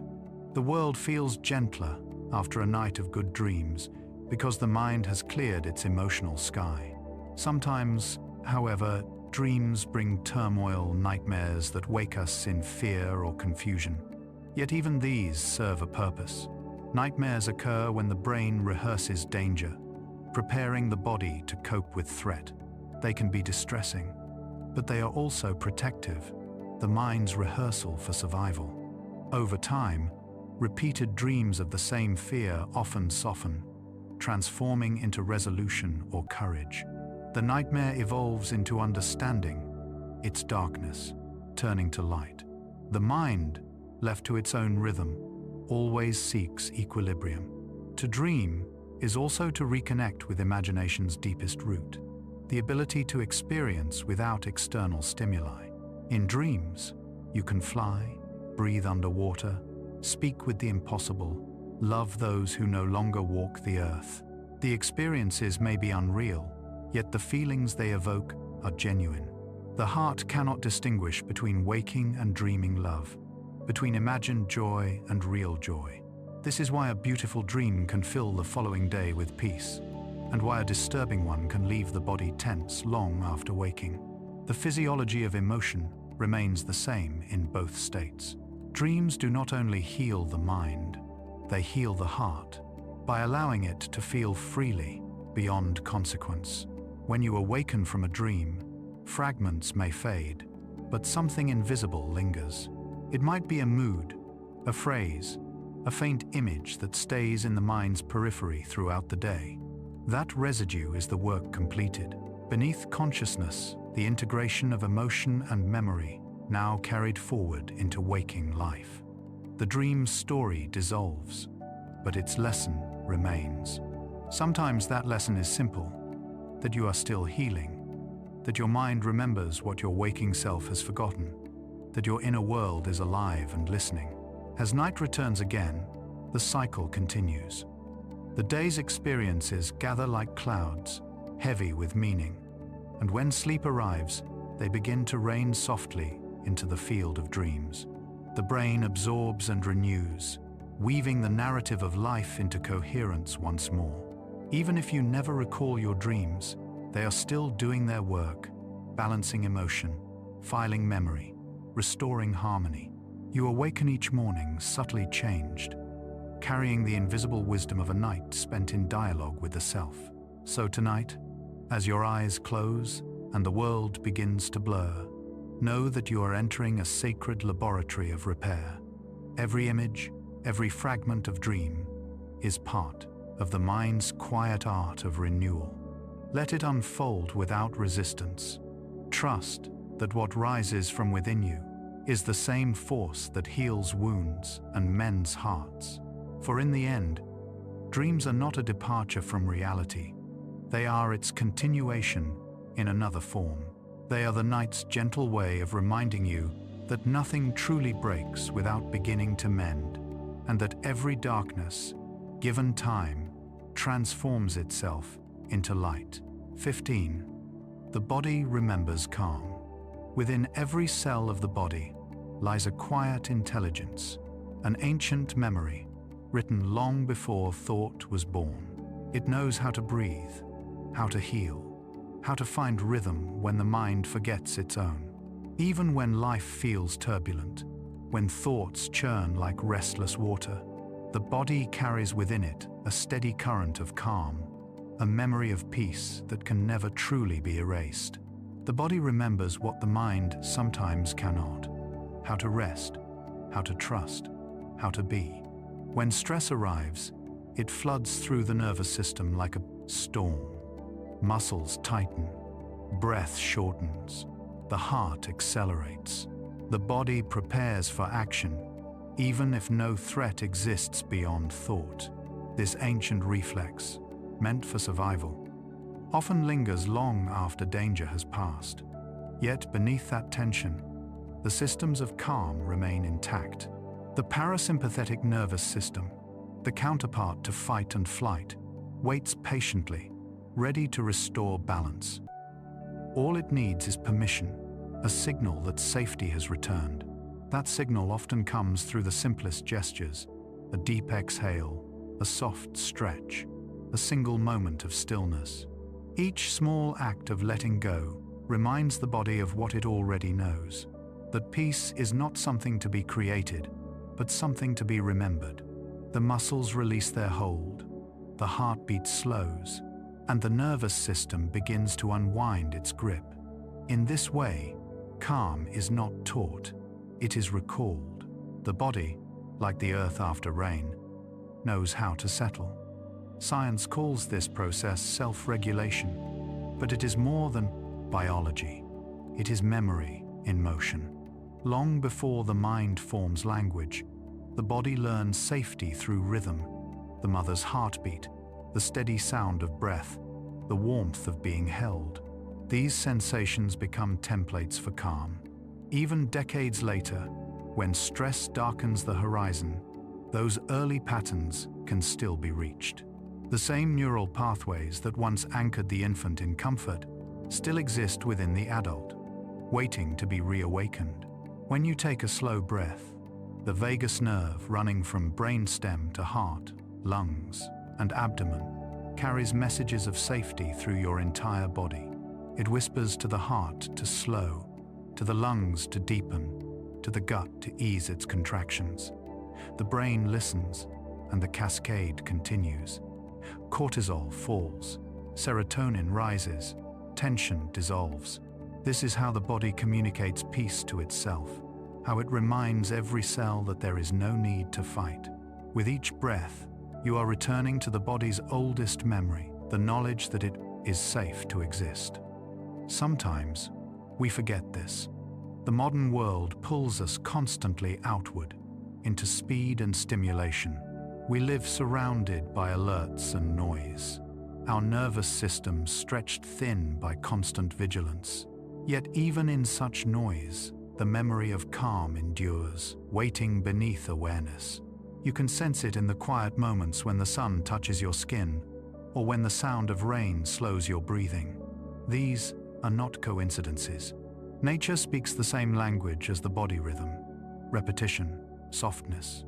The body remembers peace most easily when the world mirrors it. Touch also awakens this memory. The warmth of another hand, the gentle pressure of a hug, even the sensation of your own palm resting over your heart, each sends a message of safety through the nervous system. Studies show that affectionate touch releases oxytocin, the bonding hormone, which lowers stress and strengthens immunity. But beyond chemistry, touch reactivates the oldest form of communication. Before words, there was contact. Before logic, there was warmth. The skin still listens for those signals, and when it receives them, the entire body responds with recognition. This is calm. This is home. Movement, too, can call calm back into being. Slow, deliberate motions, walking, stretching, swaying, help the body discharge the static energy of stress. The rhythm of movement synchronizes with breath, and together they guide the mind back to balance. Practices like yoga, tai chi, and gentle dance are built upon this understanding, that motion and stillness are not opposites, but companions. When the body moves with awareness, it teaches the mind how to follow. The pulse steadies, the heart and breath align, the storm begins to pass. Emotions, though they seem intangible, live within the body as physical sensations: tightness in the chest, heaviness in the stomach, a flutter in the throat. When unacknowledged, these sensations linger, like echoes searching for resolution. But when you pause, and allow yourself to feel them fully. The body begins to process them. Muscles soften, breath deepens, and the nervous system completes what it started. This is how calm returns, not through suppression, but through gentle attention. The body remembers how to release, if only we allow it to. Even the act of sleeping is a form of remembering calm. During rest, the body resets its internal rhythms, the heart's pace, the brain's waves, the cycles of hormones and temperature. In deep sleep, the muscles release their hold entirely, surrendering to gravity. It is a nightly rehearsal of trust, a reminder that letting go is not the same as falling apart. Each morning, you awaken carrying the residue of that memory, a subtle ease in the limbs, a slower breath, a whisper of balance. There is a wisdom in the body's patience. Even when the mind resists, when it clings to worry or replays old pain, the body continues to seek equilibrium. It never gives up on healing. A cut closes, a heartbeat steadies, a breath deepens. This persistence is not willpower, it is design. Every organ, every cell is oriented toward restoration. The mind, in its busyness, often forgets to trust this natural intelligence, but the body never does. Beneath every moment of strain, there is a deeper current guiding you back to peace. This memory of calm is not only personal, it is collective. When people gather, their bodies synchronize unconsciously. Breathing aligns, postures mirror, heart rates begin to match. This shared regulation creates comfort, often before words are spoken. It is why community soothes loneliness, why sitting quietly beside someone can ease pain more than conversation ever could. The body recognizes safety in proximity. Remembering what it has always known, we heal better together. The body's memory of calm can also extend across time. A familiar scent, a song from childhood, the warmth of a particular kind of light, each can unlock peace stored deep within. These sensory cues are like keys, opening doors to moments when safety was unquestioned. The nervous system, unable to distinguish between memory and present experience, responds as though that comfort is happening now. In this way, calm can be reawakened anywhere, at any time, through memory's gentle touch. In the quiet of evening, when you lie still and the day begins to dissolve, you can feel this memory surfacing. The breath slows, the weight of the body deepens against the bed, and a subtle warmth spreads through the chest. This is not something you create, it is something you uncover. The calm you feel is not new. It is as old as your heartbeat. The body is simply remembering what it has always known, how to rest in the rhythm of existence. Trust that this memory will never leave you. Even in moments of anxiety, even in grief, even in noise, the body's intelligence endures. It waits patiently beneath the mind's storms, steady as the tide beneath waves. When you place a sight in, hand on your heart and breathe, you are not summoning calm from nowhere. You are calling it back from within. The body remembers, and in its remembering, it teaches the mind to rest. So as you drift now towards sleep, let yourself lean into that remembrance. Feel the rise and fall of your breath, the slow pulse beneath your skin, the quiet hum of life continuing without effort. This is your body's oldest wisdom, the memory of calm carried through every moment of your existence. Let it guide you gently inward, to the still center where nothing needs to be fixed, and where every part of you already knows the way home. 16. The mind and gut speak the same language. Deep within the center of the body, beneath layers of muscle and bone, lies a second intelligence. It does not speak in words or logic, but in sensations, a tightening, a warmth, a flutter that rises before thought itself. We call it the gut, yet what resides there is far more than digestion. It is an entire network of neurons, nearly as complex as the brain, humming constantly with quiet communication. This inner world, known to science as the enteric nervous system, listens, feels, and responds, sending its messages upward through the vagus nerve to shape emotion, intuition, and mood. The gut and the mind are not separate realms. They are two halves of one conversation, speaking in a language older than speech, a language written in chemistry, rhythm, and sensation. When you feel nervous and your stomach tightens, that is the dialogue between brain and gut made visible. When comfort brings warmth to your abdomen, when excitement flutters through your core, when fear sends a chill deep into your center, these are the words of that inner conversation. For centuries, poets and healers spoke of gut feeling, of instinct that comes from the belly, and now science confirms their wisdom. The gut contains over 500 million neurons, capable of processing information independently. It produces and regulates neurotransmitters like serotonin and dopamine, the same chemicals that sculpt thought and emotion in the brain. Nearly 90% of serotonin is produced in the gut, not the head. What we feel in our mind often begins far below, in the quiet, unseen landscape of the body's core. The vagus nerve is the bridge that connects these two minds, the cranial and the visceral. It stretches from brainstem to abdomen, touching the heart, lungs, and intestines, carrying signals in both directions. Most of these signals, nearly 80%, travel upward from the gut to the brain. This means that the gut does not merely react to emotion, it helps create it. The flutter of intuition, the unease before danger, the calm after nourishment. These are messages sent upward, guiding thought long before awareness catches up. In this way, intuition is not magic, it is biology. The body senses patterns, balances, and disturbances that consciousness has not yet noticed, and it translates them into feeling. The gut is also home to trillions of microorganisms, bacteria, fungi, and viruses that together form the microbiome, a living ecosystem within.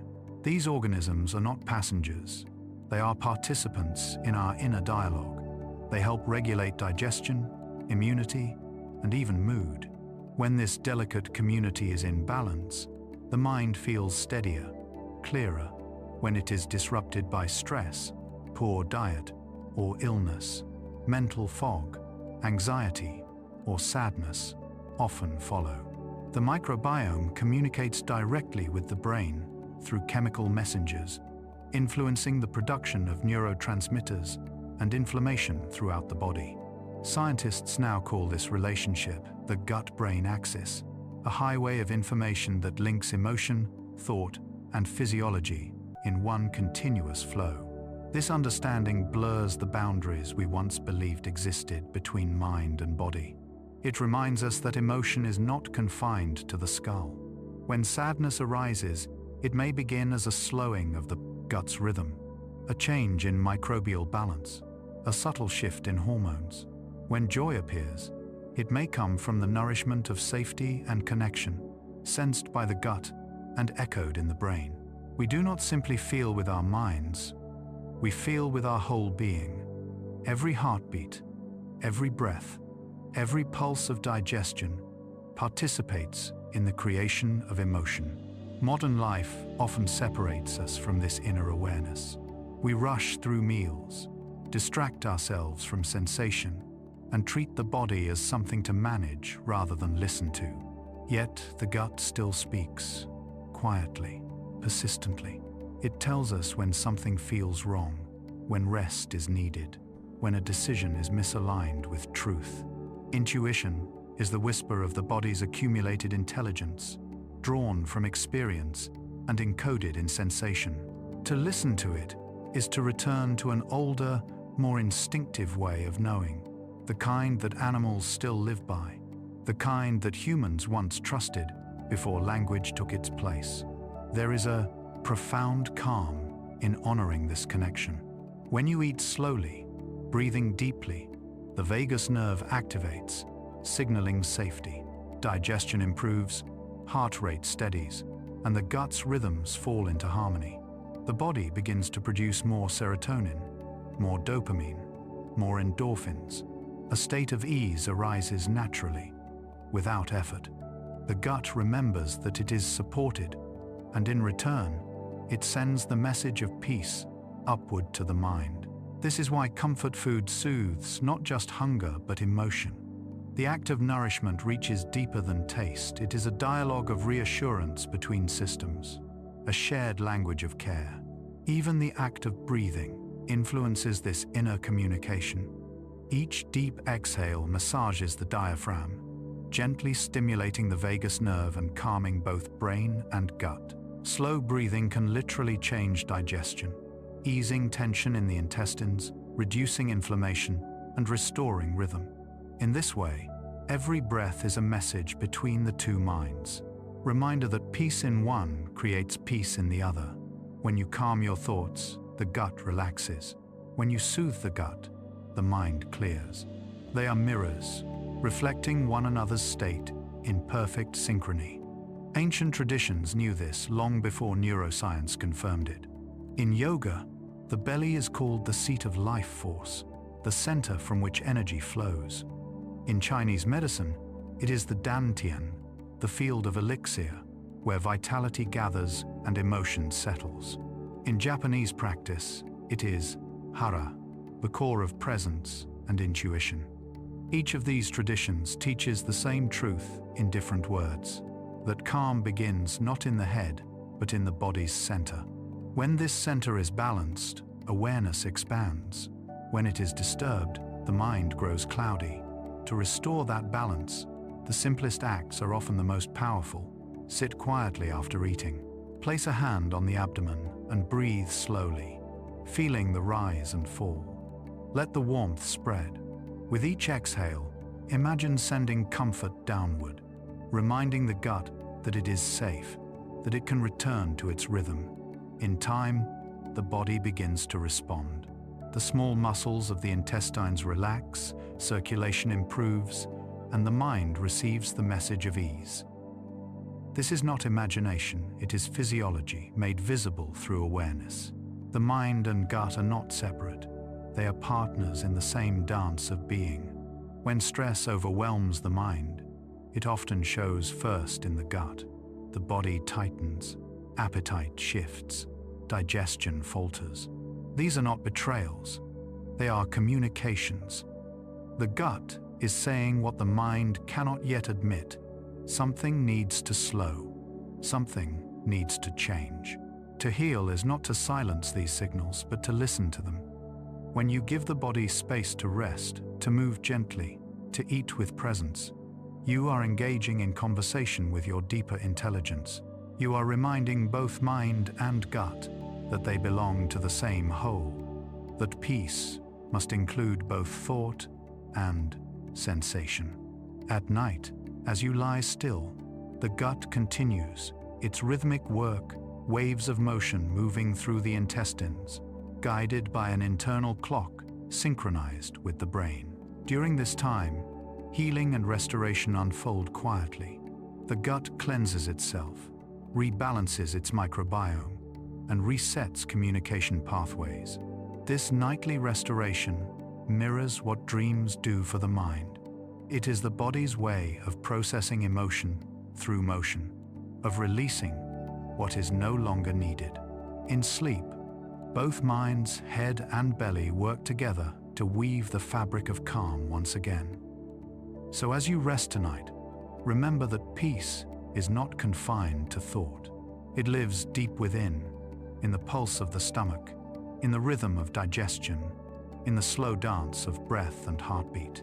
The gut, with its ancient intelligence, continues to whisper to the mind, all is well, all is returning to balance.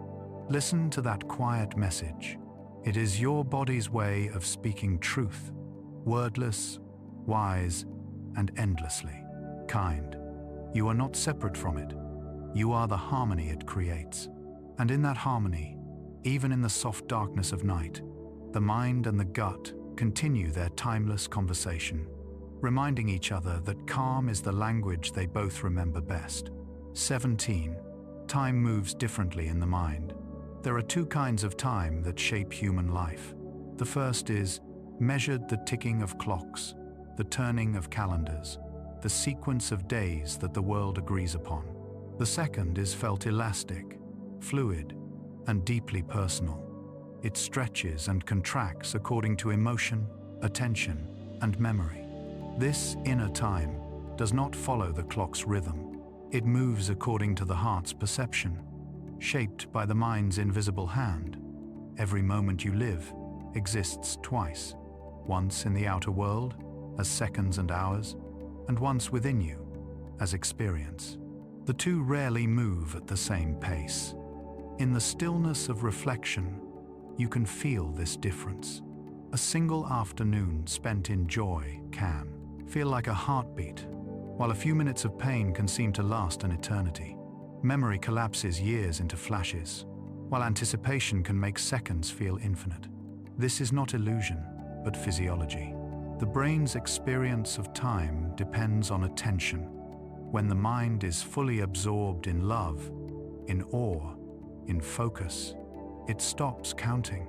The neural circuits that track duration fall silent, replaced by the immersive flow of presence.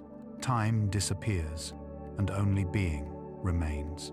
The parietal cortex, which helps the brain measure intervals, and the basal ganglia, which maintain rhythm, work together to create your sense of temporal flow. Yet they are easily influenced by emotion and chemistry. Dopamine, the neurotransmitter of pleasure and motivation, compresses time. Anxiety and fear stretch it. This is why waiting feels endless when you are uncertain, and why hours vanish when you are content. The body's chemistry sculpts the experience of duration, moment by moment. Time, in the mind, is not absolute.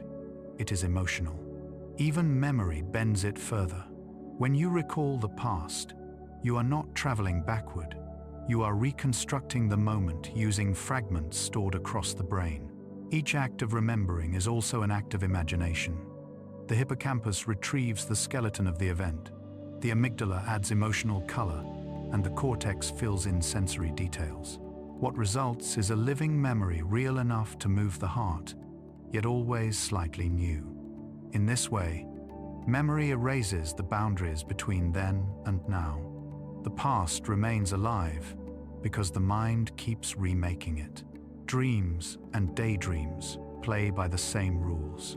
In sleep, time can stretch beyond measure, hours of dreaming compressed into minutes of real time. In reverie, moments blur, and you step out of chronology into something more circular. Children live mostly in this timeless state. To them, a day can last forever because they have not yet learned to divide life into minutes and tasks. Their sense of wonder expands each moment until it fills the whole sky. As we grow older, structure replaces flow. We measure rather than inhabit time. Yet within us, that childlike sense of timelessness never disappears. It simply waits to be remembered. Meditation, art, love, and nature all open doorways back to it. When you gaze at the sea and lose yourself in its rhythm, when music carries you beyond thought, when you hold another person and feel the world pause, that is the mind returning to its natural pace. These are the moments that feel eternal, not because they last long, but because they exist beyond counting. The brain's networks for self and clock grow quiet, and perception expands to fill all space. Neuroscientists call this temporal integration. Poets call it presence. In that suspension, awareness becomes simple and whole. Trauma, too, alters the perception of time. In moments of fear or danger, the brain's amygdala floods the system with stress hormones, heightening awareness. Each detail is recorded in hyperfocus, making time appear to slow. This is the body's way of capturing every possible cue for survival. Yet after trauma, the mind can remain trapped in that altered state, replaying fragments again and again as if they were still happening. Healing requires teaching the nervous system to return to the present, to remind the body that the danger has passed and that time, too, has moved on. Interestingly, the brain does not have a single clock. Instead, it relies on a network of oscillators cells that pulse rhythmically, keeping approximate track of intervals. When these oscillators fall into coherence, time feels smooth.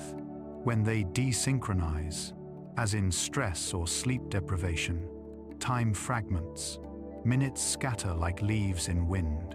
This may explain why exhaustion makes days blur and why anxiety makes moments feel jagged. The perception of time is a reflection of the brain's inner harmony. When we are aligned, time flows. When we are fragmented, it breaks apart. The perception of time also changes with age. For a child, 1 year may seem vast because it represents a large fraction of their life lived. For an elder, a year may pass in a breath. The more we accumulate experience, the faster time seems to move, not because clocks change, but because novelty diminishes. The brain measures time by change. When each day brings something new, it registers more detail, making the span feel longer. When days repeat, memory compresses them into a single thread. The antidote to this acceleration is not to slow life's pace, but to renew awareness, to find wonder again, to notice what has become invisible through familiarity. Emotion also leaves fingerprints on our temporal perception. Joy speeds the world, sorrow slows it, love suspends it, and loss distorts it. During grief, days blur into one another, yet moments of memory shine painfully clear. In happiness, the present expands so fully that the future disappears. In both cases, time is molded by feeling, shaped into the contours of the heart. The mind does not measure time, it breathes it. Each emotion is a rhythm, and the passing of days is simply the pulse of those rhythms changing. This pliability of time is not merely psychological, it is the essence of consciousness itself. The brain does not perceive the world in real time. It predicts what will happen fractions of a second ahead and fills in the gaps between signals. Every moment you experience is already slightly in the past, stitched together by the brain's best guesses. Yet to you, it feels seamless. Time, in this sense, is a construction of the mind, a bridge between what has been and what might be, built continuously as you move through the world.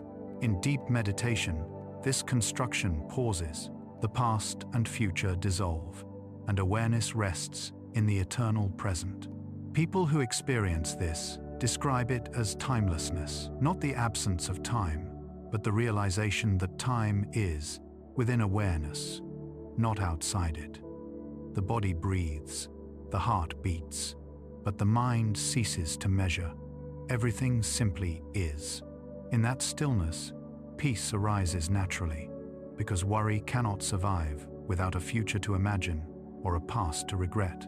Yet, even in ordinary life, you can touch this state. When you walk slowly, when you breathe deeply, when you pay attention to simple things, the sound of leaves, the warmth of sunlight, you expand the present. Time feels generous again. The nervous system aligns with the rhythm of the moment, and the mind stops racing ahead. This is the true art of presence, not escaping time, but inhabiting it so fully that its edges disappear. Every culture has its own relationship with time. Some see it as linear, an arrow pointing from birth to death. Others see it as cyclical, like the seasons returning endlessly. But within the mind, time is both spiral rather than straight line. Memories loop back, lessons repeat, dreams echo future possibilities. Life is not a march forward, but a spiral of awareness widening with each turn. Each moment contains all others, folded like petals around the center of now. As you lie still tonight, feel how time softens. The body slows its rhythm. and the mind begins to drift into that deeper current beneath the clock's hands. In dreams, minutes may stretch into lifetimes, and lifetimes may vanish into seconds. The brain will continue its timeless work, integrating, restoring, weaving meaning through the darkness. The outer world will move in its measured way, but within you, another kind of time will flow, vast and gentle, like water moving through a hidden cave. Remember this when you awaken. Time is not an enemy or a force outside of you.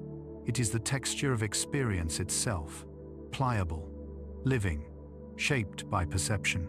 When you learn to move gently with it, to breathe in rhythm with the moment, life no longer feels like something passing by.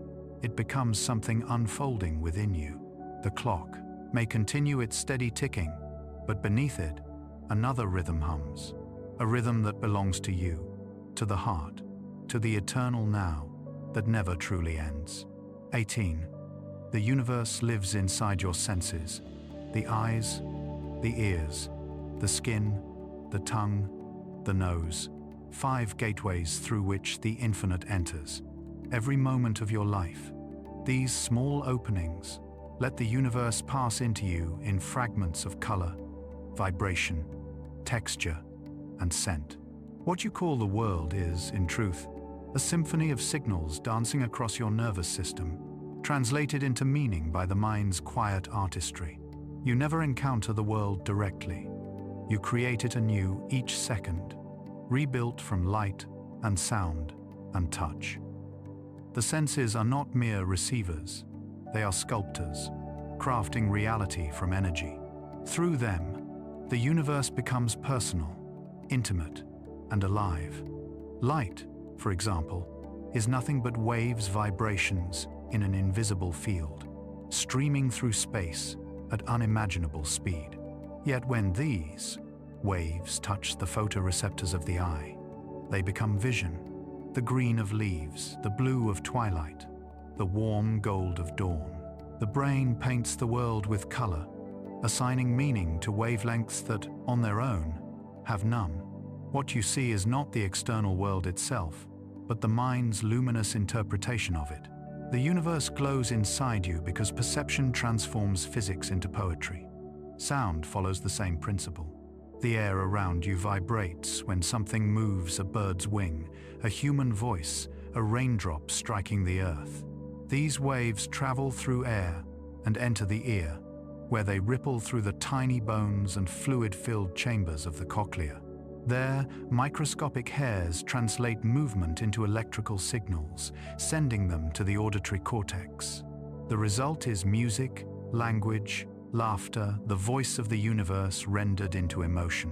When you listen deeply, you are hearing the world breathing, the cosmic rhythm made audible. Even touch, the most intimate of senses, is a conversation between atoms. The skin does not truly contact another surface.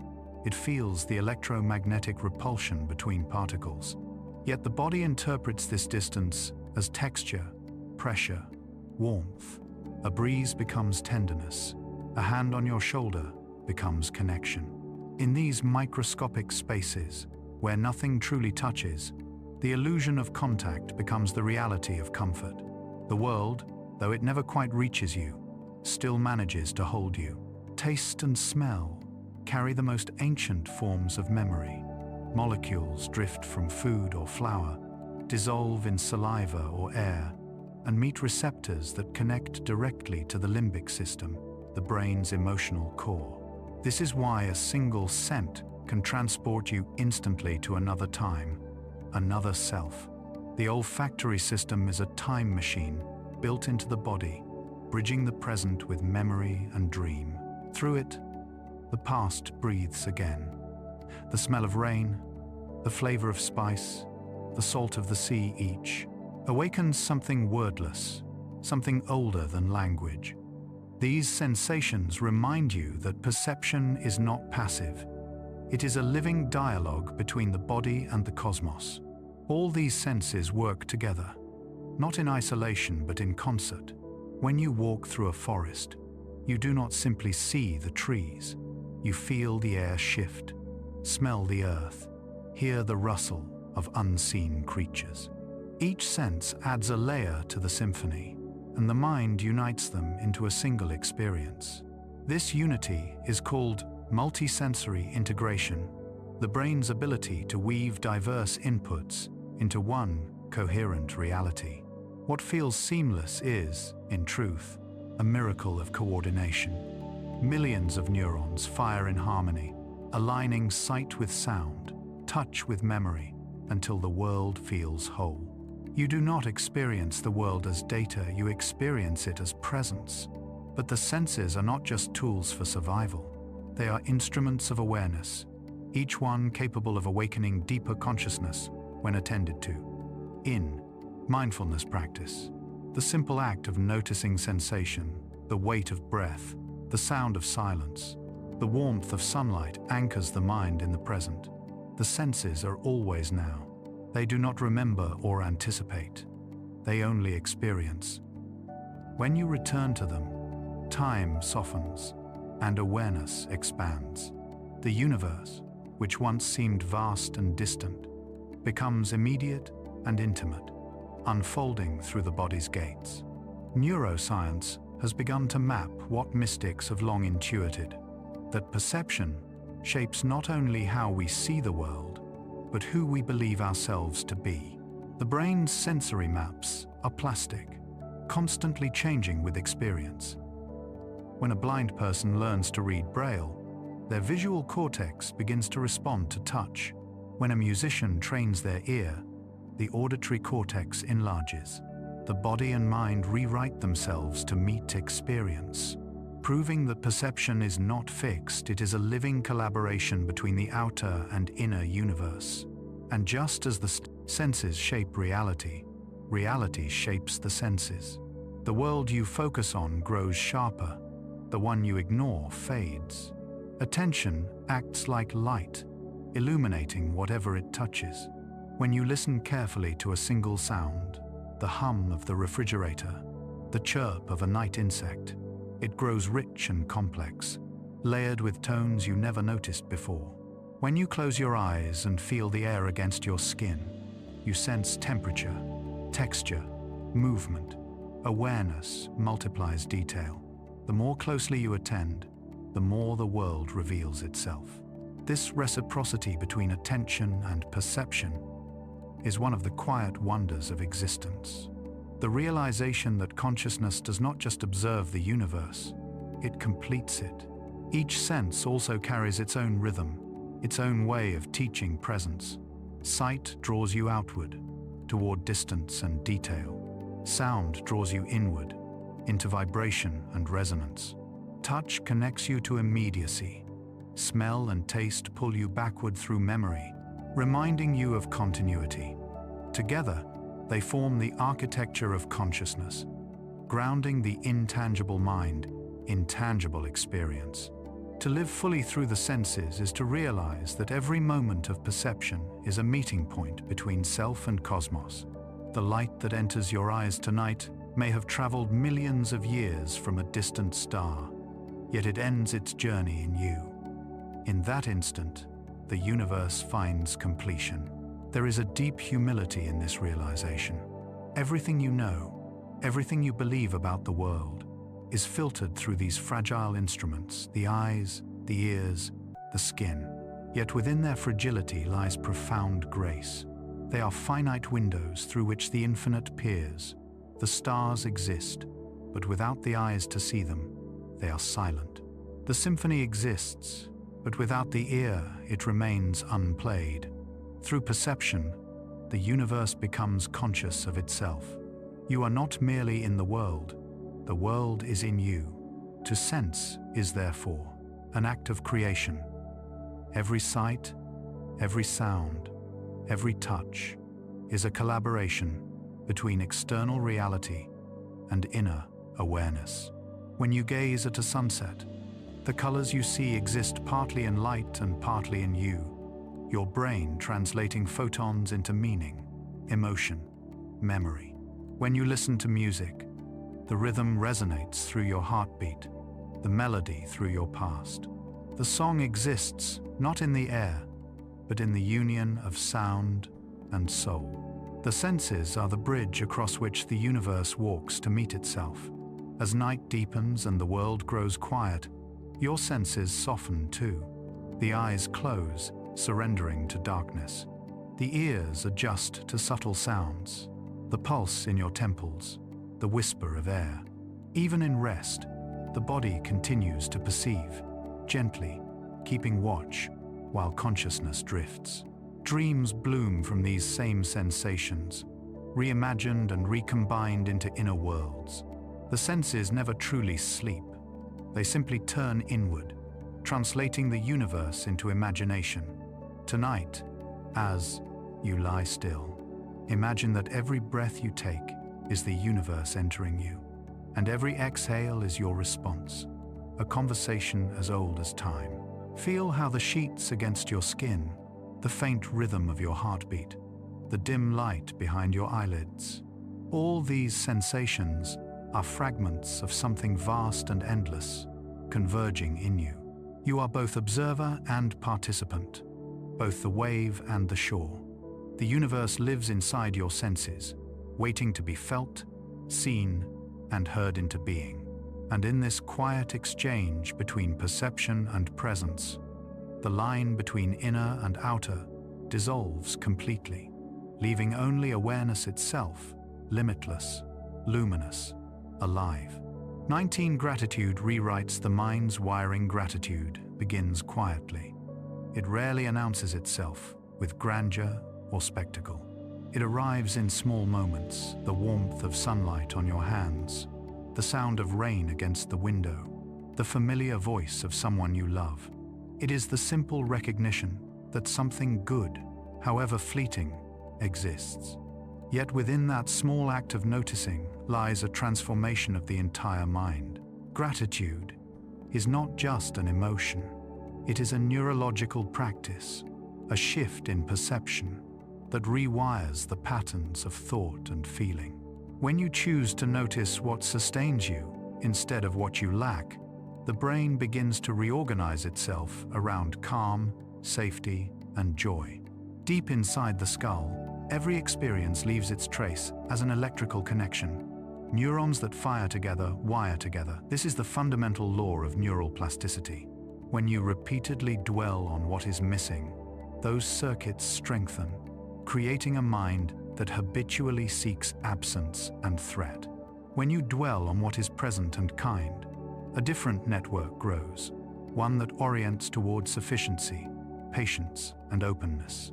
Gratitude reshapes the architecture of awareness. Over time, it trains the nervous system to rest more easily, to recover from stress more quickly, and to interpret experience with gentleness rather than fear. Scientists studying gratitude have observed measurable changes in the brain. Functional MRI scans show that acts of thankfulness activate the prefrontal cortex, the region responsible for planning, empathy, and decision-making. They also engage the ventral striatum, which governs reward and motivation, and the anterior cingulate cortex, which helps regulate emotion. Together, these regions form a network of well-being. Gratitude, by repeatedly stimulating this system, increases serotonin and dopamine, the same chemicals that antidepressants aim to raise. It is a practice that heals the mind from within, molecule by molecule. But gratitude's true power lies not in its chemistry, but in its perspective. It changes where the mind looks. Instead of scanning the horizon for what is wrong, it begins to notice what is quietly right. The small mercies, the everyday miracles, the unnoticed kindnesses, all come into focus. The world does not become different, but the relationship to it does. What once felt ordinary becomes luminous. The taste of water, the rhythm of breathing, the steadiness of the heart, all reveal themselves as gifts. Gratitude turns existence itself into a kind of prayer. This shift is ancient. Long before neuroscience could describe it, spiritual traditions taught gratitude as a way to align the self with life. The Stoics of Greece began each day by naming something to be thankful for, not to deny suffering, but to remember that even hardship carried lessons. In Buddhist thought, gratitude is a form of mindfulness, a way of seeing clearly that nothing is owed, yet everything is given. Indigenous cultures across the world open gatherings with expressions of thanks to the earth, the sky, the waters, the ancestors. Gratitude, in all these traditions, is the acknowledgement of belonging, the recognition that we are sustained by countless forces beyond ourselves. This awareness softens the boundaries of self. Gratitude draws attention outward, dissolving isolation. When you thank someone, even silently, your mind connects to theirs. Mirror neurons fire, empathy awakens, and social bonds strengthen. The very act of appreciation increases oxytocin, the hormone of trust and connection. In this way, gratitude is a bridge. It repairs the spaces between people and turns separation into communion. To be grateful is to participate in the invisible web that holds all things together. Yet gratitude does not demand perfection. It does not require that life be without pain. In truth, it often grows strongest in the soil of difficulty. When you suffer and still find something to thank, the mind learns resilience. It discovers that beauty and sorrow can coexist, that light can share space with shadow. This coexistence rewires despair into endurance. Gratitude does not erase grief, it holds it gently, reminding you that loss and love are made of the same substance. Even in heartbreak, there is something sacred, the capacity to feel so deeply at all. The practice of gratitude begins not in thought, but in awareness. To feel thankful, one must first notice. A few breaths of attention are enough. Look around the color of the evening sky, the shape of your own hands, the sound of your heartbeat. Each of these is extraordinary when seen without expectation. The mind, so often preoccupied with what it desires, forgets to marvel at what it already has. Gratitude restores wonder to the ordinary. It is not a task, but a returning, a remembering of what has always been true. Over time, this remembering alters perception. Studies show that people who keep a daily gratitude journal experience lower levels of stress hormones, better sleep, and stronger immune function. Their amygdala, the brain's center for threat detection, becomes less reactive. The world begins to feel safer, not because it has changed, but because the brain now filters it through a lens of appreciation. This is how gratitude rewires the mind. It shifts the emotional baseline from vigilance to trust. When you train yourself to look for good, you begin to find it everywhere. There is a subtle difference between gratitude and positivity. Positivity seeks to avoid the unpleasant. Gratitude includes it. To be grateful for pain does not mean to enjoy it, but to acknowledge its role in growth. Every wound, every challenge, every period of waiting carries within it the potential for transformation. Gratitude recognizes that life, in its fullness, is both tender and harsh, and that both are necessary for awakening. It says, "This moment, too, belongs." That acceptance frees energy that would otherwise be trapped in resistance. In the body, gratitude feels like warmth. The chest softens, breath deepens, and tension drains from the shoulders. The heart seems to expand, making room for the world. These sensations are not poetic exaggerations. They are physiological realities. The vagus nerve, which regulates calm, activates when we feel thankfulness. Blood pressure lowers, inflammation decreases, and the immune system becomes more balanced. Gratitude, felt sincerely, is a form of medicine, an ancient antidote to anxiety, encoded in our biology. Each act of gratitude, however small, strengthens this pattern. Saying thank you, writing a note, or simply pausing to appreciate something trains the neural pathways of appreciation. Like any muscle, these circuits grow stronger with use. Eventually, gratitude becomes spontaneous. The mind begins to notice goodness unbidden, the kindness of strangers, the quiet efficiency of nature, the persistence of the body's own heartbeat. Even difficulties become teachers. Life, once taken for granted, becomes a miracle unfolding in slow motion. At night, gratitude works quietly beneath the surface. As you drift into sleep, the memories you revisit shape the architecture of your dreams. When you recall what you are thankful for, the brain encodes those feelings into memory, strengthening pathways of calm. Gratitude becomes a signal to the nervous system that the world is safe enough to rest in. Sleep deepens, healing accelerates, and the mind awakens renewed. The cycle continues. Gratitude nurtures rest. Rest nurtures gratitude. In truth, gratitude is not something you perform, it is something you uncover. It already lives within you, waiting beneath layers of distraction and longing.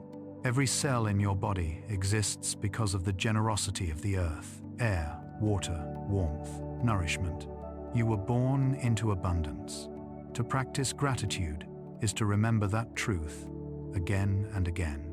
It is to return to the awareness that life itself is a gift, fragile, fleeting, yet endlessly giving. So tonight, as you breathe slowly, let your attention wander gently over your life.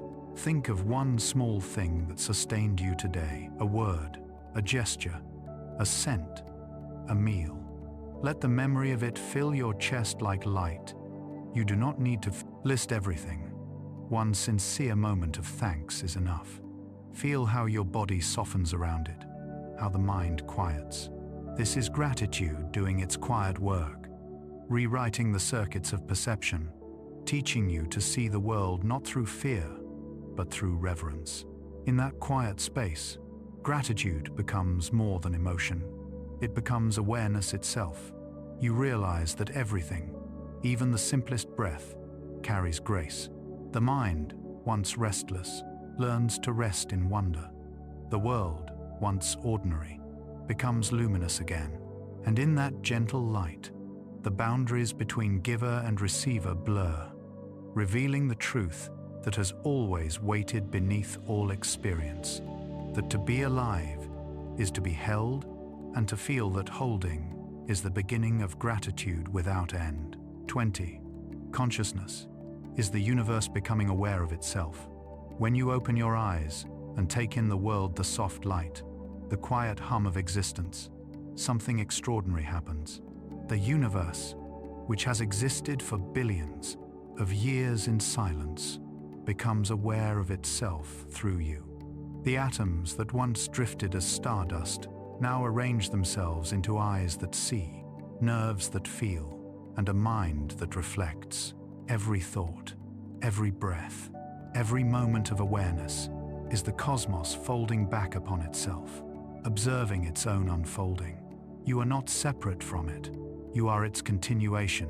Consciousness is not an accident of evolution. It is the flowering of the universe into awareness. Long before thought, there was only movement, matter swirling in the void, light spilling into darkness, gravity weaving structure from chaos. From that dance, stars were born, and in their fires, the elements of life were forged. Carbon, oxygen, nitrogen, these are the building blocks of your very body. When you inhale, you breathe atoms that once drifted inside ancient suns. When you drink water, you taste molecules that have traveled through oceans, clouds, and veins of the earth for eons. The boundary between you and the universe dissolves in every breath. You are the cosmos condensed into a single point of perception. Yet this perception, this inner light of knowing, is the universe's greatest mystery. Science can trace the pathways of neurons, the chemistry of synapses, the rhythms of the brain, but no instrument has yet explained how matter becomes mind, how electrical impulses give rise to experience. Consciousness remains the most profound question. Not what the universe is made of, but how it feels itself through us. When you close your eyes and sense awareness itself pure, silent, endless, You are touching the same mystery that moves galaxies and births stars. In this way, consciousness is both the smallest and largest thing imaginable. It is intimate, closer than thought, yet vast enough to hold all experience. Every sensation, every idea, every memory arises within it, like ripples on the surface of a boundless sea. The self, which seems so solid, is one of those ripples, a temporary pattern in the ocean of awareness. The wave does not belong to itself, it belongs to the sea. And when the wave subsides, the sea remains, unchanged and whole. Modern physics, in its own language, hints at the same truth. On the quantum level, particles exist not as fixed objects, but as probabilities, fields of potential, waiting for observation to bring them into definition. Consciousness, it seems, participates in creation, collapsing possibility into form. The observer and the observed are intertwined, two sides of one reality. The ancient sages spoke of this long before equations described it. They called it unity, oneness, or simply being. What you see and what you are not separate phenomena. They are one continuous unfolding awareness looking at itself through different eyes. The body is the vessel of that awareness, the bridge between the infinite and the tangible. Within it, consciousness slows enough to take form, to feel, to move, to love, to suffer. Through the senses, it experiences its own creation. Through emotion, it learns compassion for itself. Through thought, it contemplates its own nature. Every act of awareness, no matter how small, is a reflection of the universe's longing to know itself more deeply. Even wonder, the quiet awe that fills you when you gaze at the night sky, is the cosmos marveling at its own beauty. In moments of stillness, when thought subsides, this truth becomes palpable. You can sense that awareness itself is not confined to the mind. It extends beyond the limits of the body, touching everything it perceives. The space between you and the world dissolves. The hum of existence that once felt distant now feels like the sound of your own breath. You realize that what you have always called I is not a separate being, but the witnessing presence through which all life is experienced. This awareness has no edges, no beginning, and no end. It is the ground of being itself. Throughout history, this realization has been described in many ways. Mystics call it enlightenment. Psychologists call it integration. Physicists call it unity. And poets call it love. Though the words differ, the essence is the same: consciousness, awakening to itself. It is the quiet recognition that behind every heartbeat, every atom, every star, there is one continuous awareness, dreaming itself into infinite forms. When you look at another person and truly see them, when compassion rises unbidden, you are glimpsing that unity. The separation between self and other is revealed as an illusion created by perception. Beneath it lies sameness, the shared pulse of being. Even death, which seems like an end, cannot erase consciousness. The body returns to the earth. The elements scatter back into the cosmos. But awareness, the space in which all things appear, remains. The forms change. The dance continues. But the stage of being does not disappear. In this sense, every ending is a continuation. Every silence, a new beginning. Consciousness, like light, is never destroyed. It simply transforms. You experience this transformation every night when you sleep. Dreams arise and dissolve within awareness, just as waking life does. The mind, untethered from its waking identity, creates entire worlds from memory and imagination. When morning comes, those worlds vanish, but the awareness that witnessed them remains.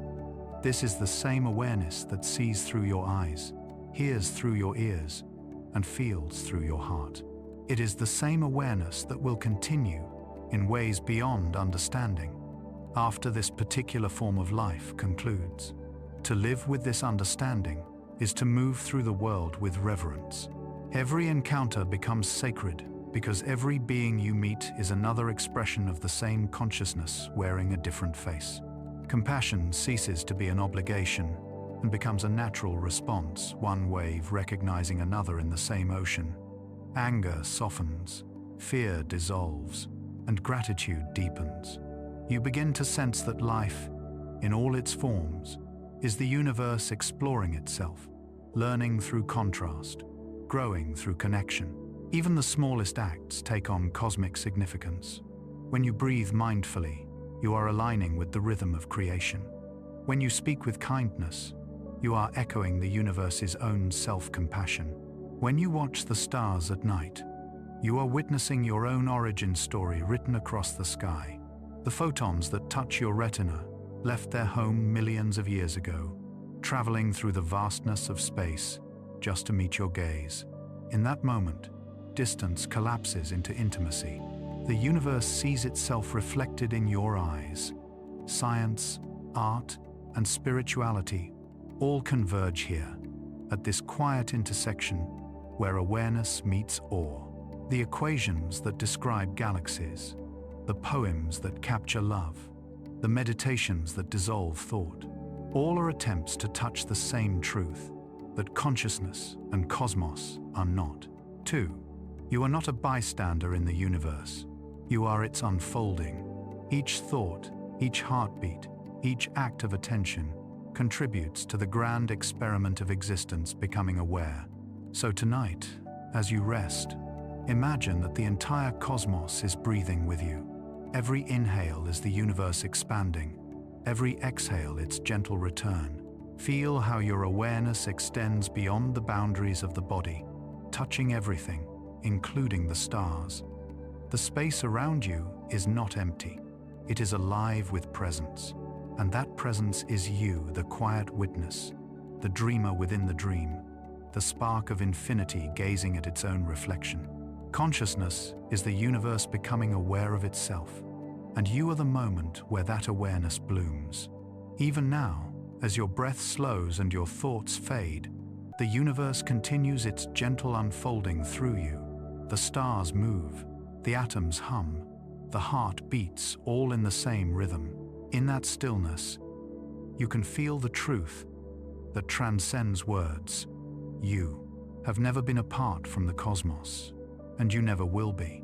You are the cosmos, awake and breathing, remembering itself in the soft miracle of being alive.